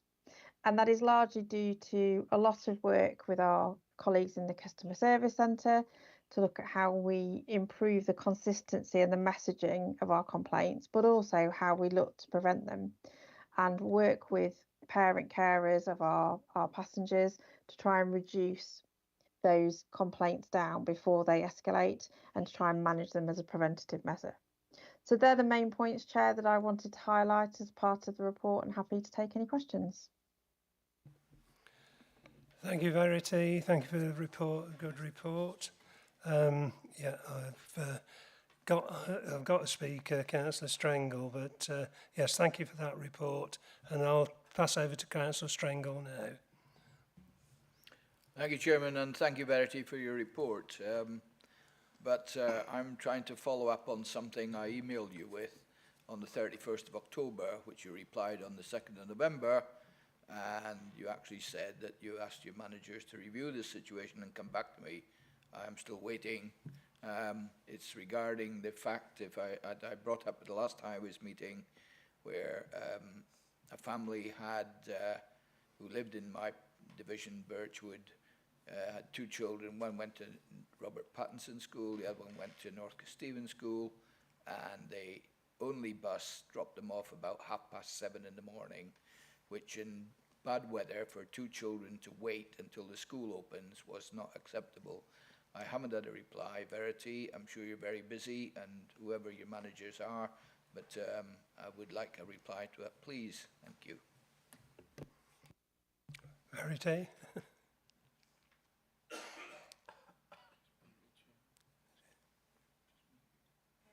You're muted, Verity. Sorry, apologies. Sorry, Councillor Strangle, yes, you should have had a response, and I'll get into that this week. We are on an ongoing basis liaising with those 2 schools, with NK, but also Robert Pattinson, as well as Stagecoach, because we do know there are a lot of issues around the volume of pupils requiring transport into those 2 schools, but it's around public transport services predominantly, as opposed to the educational travel services, which are around our eligibility and the free travel for the children who are eligible according to our policy. So it is very much a public transport commercial services issue, which we are trying to work with Stagecoach on and trying to resolve with the schools. So it's a very medium to long term issue, I would say, not something we could solve very quickly, given that it's regarding the commerciality of public services. But we will come back to you on that. Apologies for that. Yeah, perhaps Councillor Strangle could have an update report, even if not a final outcome. Okay, Verity's gone there. Have we any other comments? No. I mean, it is concerning about the educational travel budget pressures going forward, and I think we all acknowledge that. I know there's a lot of work going on to seek efficiencies and savings within that service, but as fast as we seem to be making the savings, the costs are going up. So be interested to see how that goes going forward. I don't know whether you've got any other comment to make on that, Verity. So I think from our perspective, it's about continuing that work we've already started to re-tender our previous cohort of contracts. So we've got a 3-year programme of re-tendering, which has got about a year left now. So it's continuing that, but also trying to focus in on reviewing as much as we can our contracts and making sure they're the most efficient contracts and the most cost effective.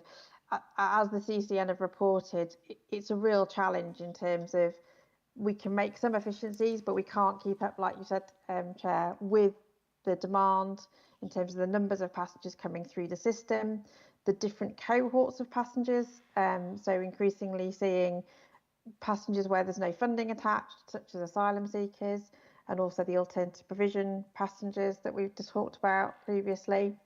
So it is a constant challenge, and we are trying our hardest to focus in on it, but it's the scale of the demand and the cost pressures do outweigh at the moment the efficiencies we're able to make. Yeah, just to follow up on that, Verity, thanks for that answer. How are we working collaboratively with the other departments, such as adult care, community wellbeing, Lincolnshire Road Safety Partnership, etc., to achieve savings in educational transport? So in terms of education, it wouldn't really be the adult social care side. It's more around children social care and the children's services colleagues. In terms of road safety partnership, the independent travel trainer and the travel options officer team, they're starting to work with the road safety partnership to do some joint training. So as part of that independent travel training, work with the road safety partnership to build that robust training programme to try and move those SEN pupils onto more independent travel means. So that is one thing we are starting to work in partnership with that partnership on.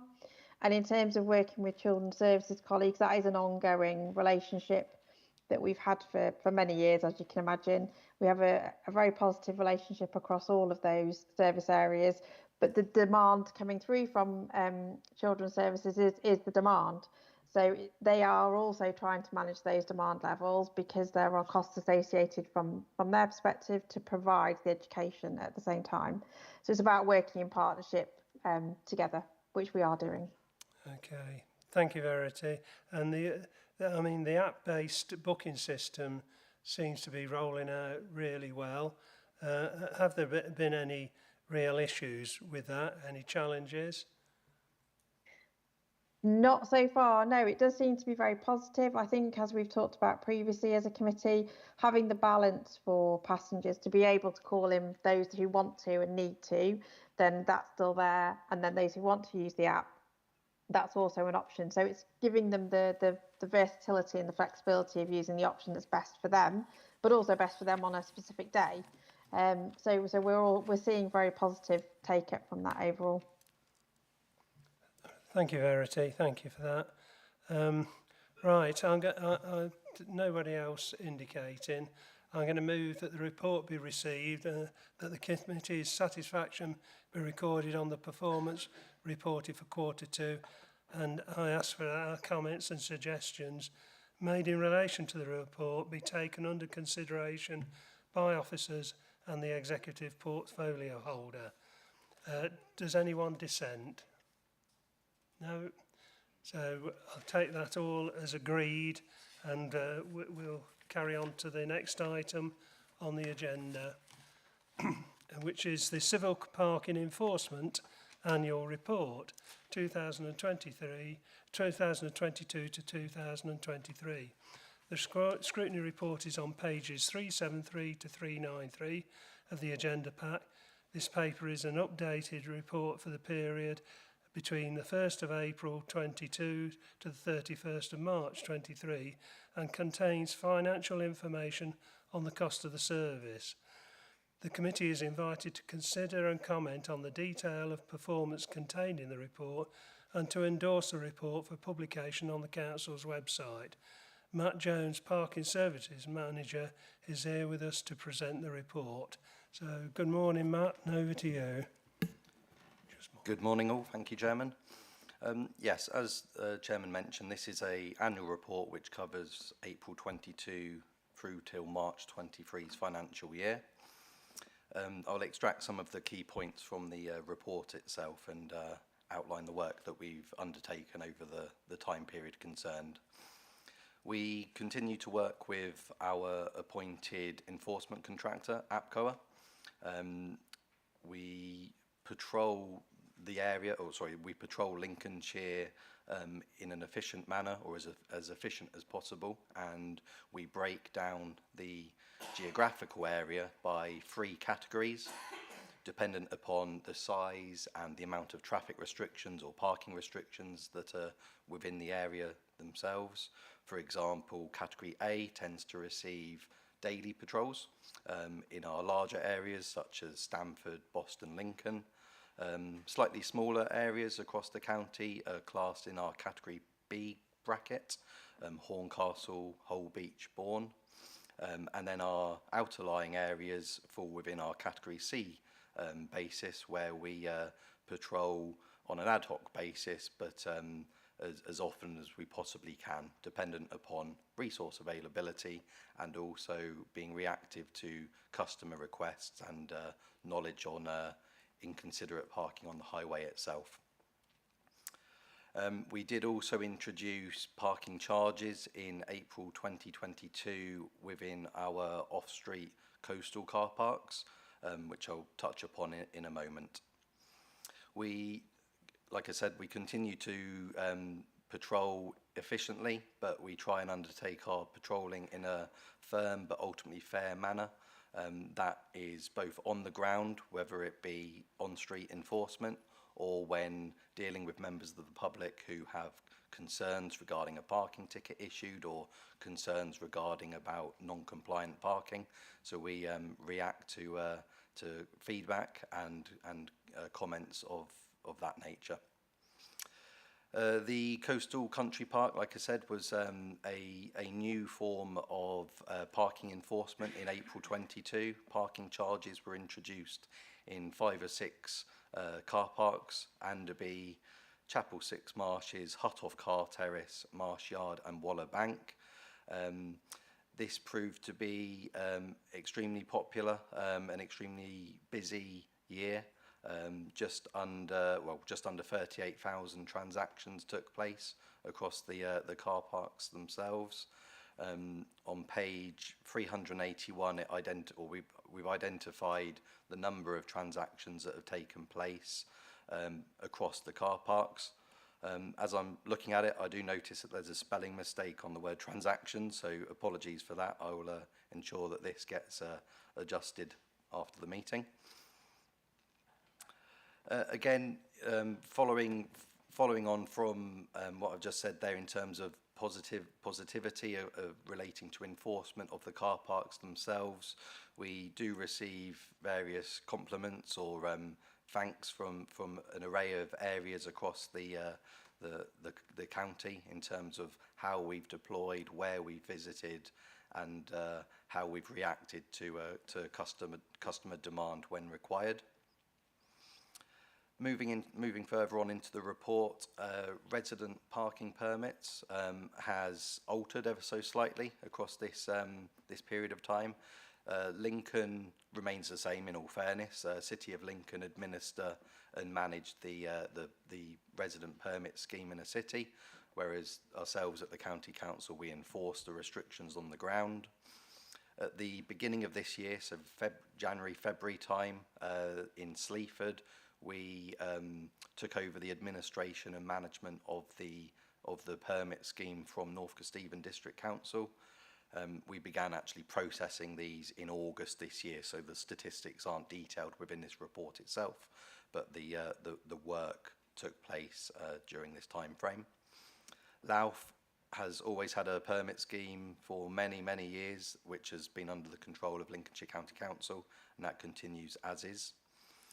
Stamford had again, similar to Sleaford from North Kesteven, the administration and management of the scheme from South Kesteven District Council was transferred across to ourselves at County, and we've taken over the issuance of the resident permits within that location as well. Touched upon a permit scheme which has recently gone live in Grantham.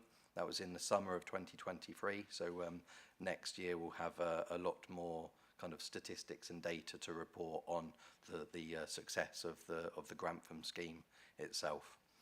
All of the permits are virtual as well, so they're not physical hard copy permits that we administer from Lincolnshire County Council. There's an online application that we process, and the same applies to visitor permits as well. These are virtual parking stays that can be purchased by the residents. In terms of events around the county, we support our colleagues and events teams if there are temporary parking restrictions implemented, if there's temporary traffic orders in place, that we will ensure that we deploy to these particular sites, and we assist with assist with the traffic flow upon these locations as well. Parking suspensions remain popular. Around 200 were issued in the 22-23 financial year, which was basically double from the previous year.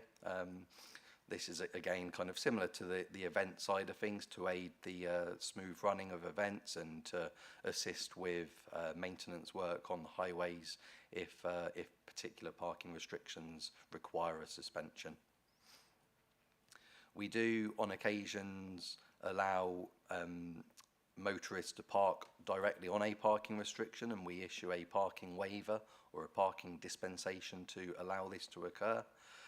Again, the statistics are published within the report on page 387. Very, very similar figure to last year. We're talking kind of 10 or 15 difference, so quite consistent over the past couple of years. I did touch upon nuisance parking and how we react to members of the public who highlight parking concerns to us. We continue to have an online platform where people can, or residents, members as well, can report matters directly to us. It doesn't have to be online. It's a good method, but we do have kind of verbal communications with the public as well, with residents, and approximately, well, just under 3,000 requests for enforcement took place, or were submitted, I should say, last year, which was an increase from the previous year of around 400. Not all requests can we actually deal with in a manner that we would like to. The vast majority are on restrictions that have a traffic regulation order assigned to them, so we can deploy to this particular site. On occasions, there are matters which are enforceable by the police. We've spoken about obstruction and pavement parking in the past, where if a vehicle is parked on, adjacent to the highway with no parking restriction itself, this unfortunately isn't a contravention that we have a power to enforce upon. And we try and give as much advice as possible to our residents to liaise with the police, and we work with the police where we can.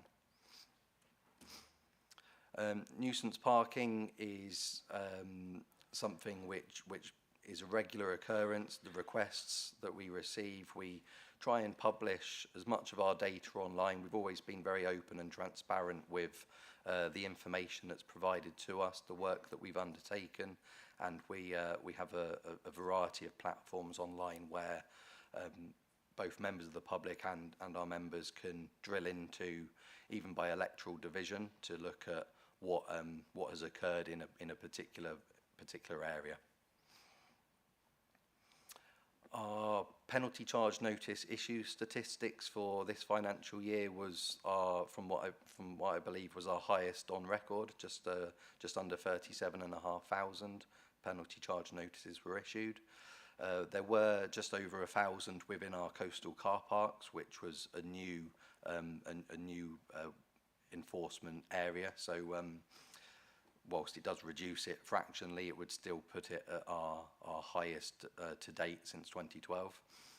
I put that down to us trying to be more efficient, going to areas where we know that there's more non-compliant parking than perhaps an area that doesn't have as much of an issue. So it's trying to be as efficient and clever as we possibly can with the resource that we have. The report as well just details some of the locations which have been our highest issuance: Silver Street in Lincoln, Marketplace Boston, and Broad Street in Stamford as our highest three. But again, all of these statistics and data are published online, and you can drill into each road name, an area name, look at what tickets have been issued, the reasons for them, what the appeals have been by members of the public, and the success rate of them as well. So again, we publish everything that we do out on the highway. In terms of the appeals themselves, just under 5,000 were received in this financial year period. 35 or just under 35% were successful. Again, a variety of reasons as to why appeals are successful. A couple of examples: if a member of the public can prove that loading and unloading was taking place, if in a loading bay or on a yellow line. A disabled badge may have fallen off of the dashboard, and as in line with our policy and procedures, we exercise discretion and allow an appeal. So that builds some of the reasons as to why 35% of appeals were successful. If a member of the public is wishing to challenge a matter via an independent parking adjudicator, this is via the Traffic Penalty Tribunal. Quite a low number for us last year, 40 were taken, and that actually replicates nationally that the numbers have been reduced in terms of the appeals which have gone through to the tribunal. And I think part of that is down to how we respond to concerns, representations by members of the public, ensuring that we're making kind of robust and correct decisions and giving as much information as possible in terms of why an appeal may not have been successful. But that route of challenge is always open. Someone completely independent from the council can review the issue of the penalty and how it was treated at the appeal stage. In terms of our finances, again, we've highlighted the cost of the service and how much income we've received from penalty charges. The cost of the service was the highest to date, just over 1.4 million for the 22-23 year, and our income was a fraction over that. So we did make a relatively small surplus of just over £16,000. In previous, well, I know for at least the last 2 financial years, there had been a deficit. So we've, again, like I've said previously, we've tried to be efficient with the resource, visiting areas where we know that there's non-compliant parking, and trying to be as robust as possible to ultimately free up the network from vehicles which are not parking in a correct manner. Moving forwards, and 2024 and beyond, our enforcement contract with APCOA is due to come to an end towards the end of 2024. We are in the process of drafting our contract documents ready for tender early next year, and we'll look forward to receiving a lot of strong bids from suppliers for the service that we deliver. I think that pretty much covers the report itself, but happy to take any questions if anyone has any.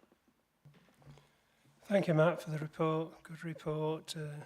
I know it's done to the template which is put out by Patrol. That's parking and transport regulations outside of London for us, and we did win an award for our report a few years ago, didn't we?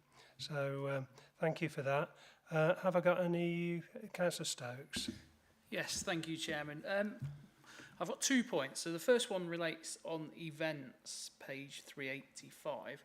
Can we just check the spelling of Burley on that, please, because that's incorrect.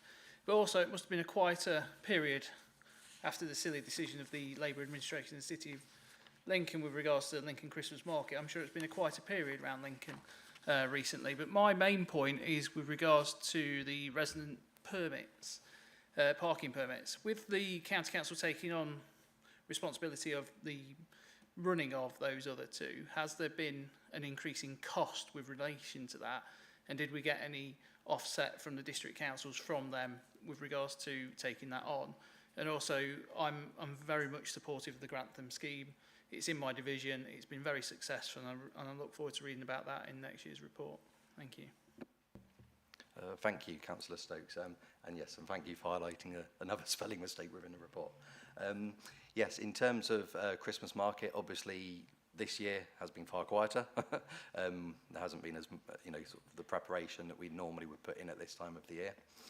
In terms of the district councils and transferring of the administration of the schemes themselves, we always try and ensure that they are like a cost neutral. They don't make money. The cost of a permit is to cover the enforcement, the administration of the scheme itself. So there hasn't been any direct impact upon that at all. The workload has gone up, obviously. The resource remains the same in the back office, but the permit application phase via an online method is more efficient. It's a quicker process. It gives a permit in a quicker time period to a member of the public who perhaps would submit an application via the post or hand deliver to a district council and have to wait for a permit to be processed. But it's been okay so far. Okay, Councillor Stokes. Thank you, Matt. Move on then to Councillor Clark. Kev. Thank you, Chairman.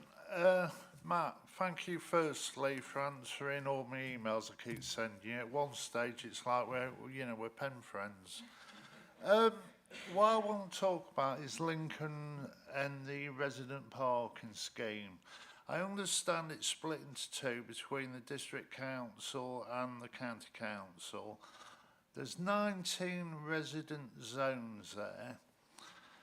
As you know, one of my things I keep emailing you about is patrolling outside schools. Is it a case that the officers will be pulled off patrolling outside of schools to do resident parking? And if there is an increase in any more resident parking within Lincoln, who will be paying for those traffic wardens? Thank you, Councillor Clark. Matt. Okay, thank you, Councillor Clark. In terms of school enforcement, no, we wouldn't divert resource away from patrols outside of schools to a residential area. We have a set rota for deployment outside of schools. Going back a little bit, but for example, with the coastal car parks, the resource, they're seasonal restrictions, so the resource isn't required for 6 months of the year, so we divert to other school sites across the county in that time period. But yes, in terms of resident parking itself in Lincoln, City of Lincoln, as we know, administer it whilst we enforce the scheme itself. Again, in how we deploy to these sites, there's been a very big expansion, obviously, within Sinsel Bank. We deploy to the area and we monitor what the compliance is like first and foremost. If there's any vehicles parked, say, without a valid permit or longer than permitted, if it's in a waiting bay, then if a parking ticket is issued, there is a sum of money which is paid to the county council in relation to that. So we try and ensure that the deployment costs don't outweigh any penalty charge income from that. If that were to occur, it would be a discussion that would need to be had perhaps at a later date. But initial reaction from the Sinsel Bank scheme is that's not occurred. We patrol, I think, around a couple of hours a day approximately. Again, dependent upon reports that we receive from the public, knowledge and experience that we have on the ground. The supervisory team are out on site trying to establish what the compliance levels are like. And again, we always look at our data and we look at the models that we have in place to ensure that we'd only go to these sites if and when required. Okay, Councillor Clark, do you want to come back on that? So if there's another increase to another resident zone, make it 20 or 21 zones, will there be an increase in traffic wardens, or will you have to make do with, you know, what you got? I think it's a very valid point, a very good point. I think we would certainly need to look at the resource that we have, because we have, I think, 3 to 4 in Lincoln, or 2 to 3 enforcement officers a day in Lincoln. If restrictions become more widespread, then we would perhaps need to look at the resource that we have available to us. It would be natural to look at that and ensure that not just the new, if there was a new permit area implemented, but the existing permit areas and the existing other sites across the city would receive adequate resource as well. So it would certainly be something that we'd have to look at and have discussions with our district partners as well. Thank you, Matt. Okay, I'll move on. Councillor Skinner. Thank you, Chairman. Just going to ask Matt how much staff churn affects you in this, because other reports today have come up with, you know, we're struggling for staff, etc. It's quite a hard job dealing with some members of the public. I just wondered if it actually affected your ability to deliver. Thank you. Thank you, Councillor Skinner. Again, a very valid point. Yes, we have regular discussions with APCOA regarding recruitment and the staffing levels as well.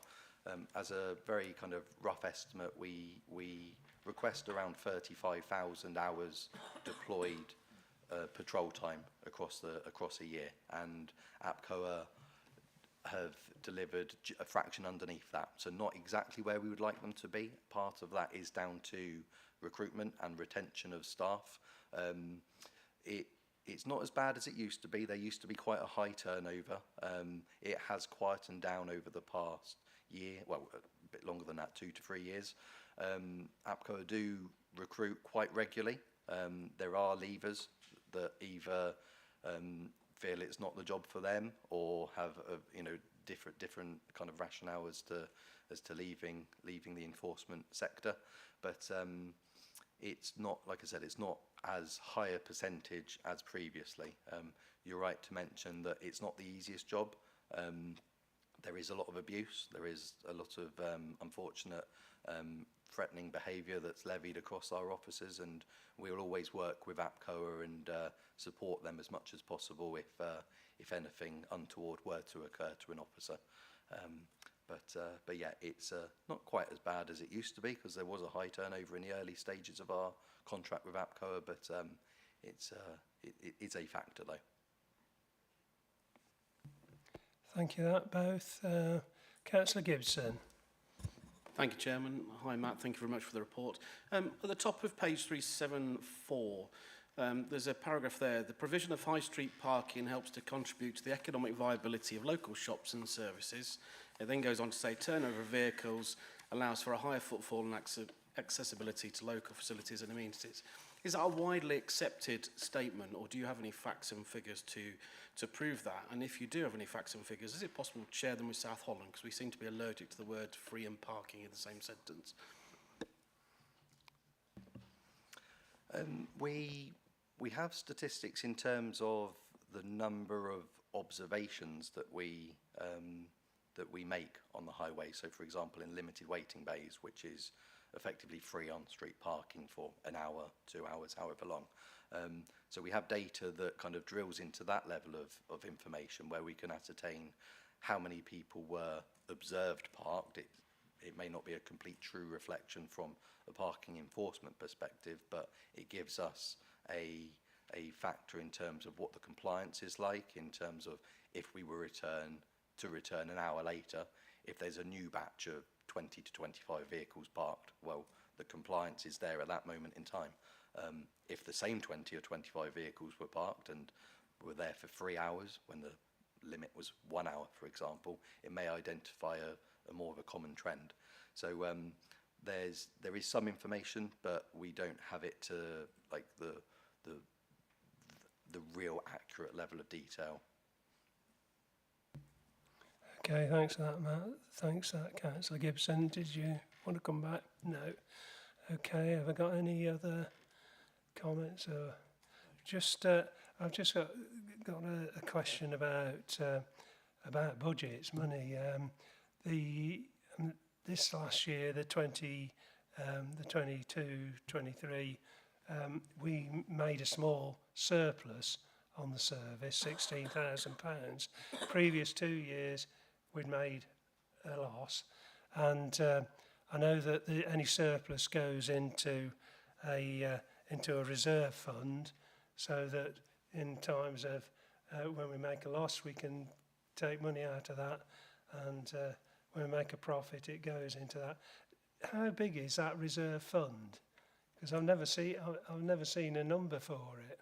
So I just wonder what sort of a cushion we've got there, and sort of building on that, what's our strategy for funding the service? And it comes back to Councillor Clark's comment, what's going to happen when we're having to enforce more parking zones, no parking areas, etc. So have we got a strategy going forward for funding the service? And does that include perhaps lobbying government about upping the penalty for when you're issuing a parking ticket? Because I don't think that's gone up for years and years, has it? And inflation is going up, and are maybe people not taking any notice of the parking restrictions because it could be more affordable, the penalty? Yes, thank you, Chairman. In terms of the accurate amount within the fund, I'm not sure. I'd need to ascertain what that is and come back to you on that one. Regarding levels of penalty charges, yes, spot on. The level of the penalty has not increased or has not been reviewed since I think it's 2008, so quite a long time. And obviously in that time period, costs have gone up an awful lot. National living wage has a direct impact upon the contractor, which we as a county council support with the kind of the pay rates that we provide at GOA. There has been more discussion regarding a potential increase to levels of penalty charges. Patrol, who are the parking and traffic regulations outside of London, along with the British Parking Association and support from a local government agency association, have been working on the potential feasibility on how and lobbying government in terms of an increase. It is a national issue in terms of the level of the penalty. It could be said that it's no longer deemed a sufficient deterrent to parking on a restriction. That does have an impact upon compliance levels to a degree as well. In terms of us moving forward, and I've touched upon efficiency a few times, but I'm a very strong believer of enforcing where we need to at the most problematic times of day, whether that be in the evening for a nighttime economy or whether that be during the day when there's issues in residential areas or on yellow lines, disabled bays. We'll always try and enforce kind of sufficiently and efficiently as well, but that drives a potential level of compliance, and that's the ultimate aim, to kind of raise that on the network as opposed to issuing countless ticket after ticket. Yeah, thank you for that, Matt. It does seem as, until we can increase our income, trying to keep up with more work and the expansion of these schemes, it's going to get more and more difficult to enforce effectively. So these bodies do need to keep the pressure on, I feel, to get the penalty charges raised because of inflation. Everything else is going up. These penalty charges need to go up as well. And I won't be popular for saying that, no. Councillor Strangle. Sorry, Councillor Strangle. Thank you, Chairman. Just a little correction there. The inflation is actually coming down, but I take your point about it gone up over the years. Yeah. That's what I'm saying. Chairman, I mentioned to you earlier, I had another meeting, I have to go, so I didn't want to walk out without letting you know, but excuse me, please. Thank you. Okay, Councillor Strangle, yes, I take your point. Inflation, I meant over the years, has risen since it was last, the penalty charges were last reviewed.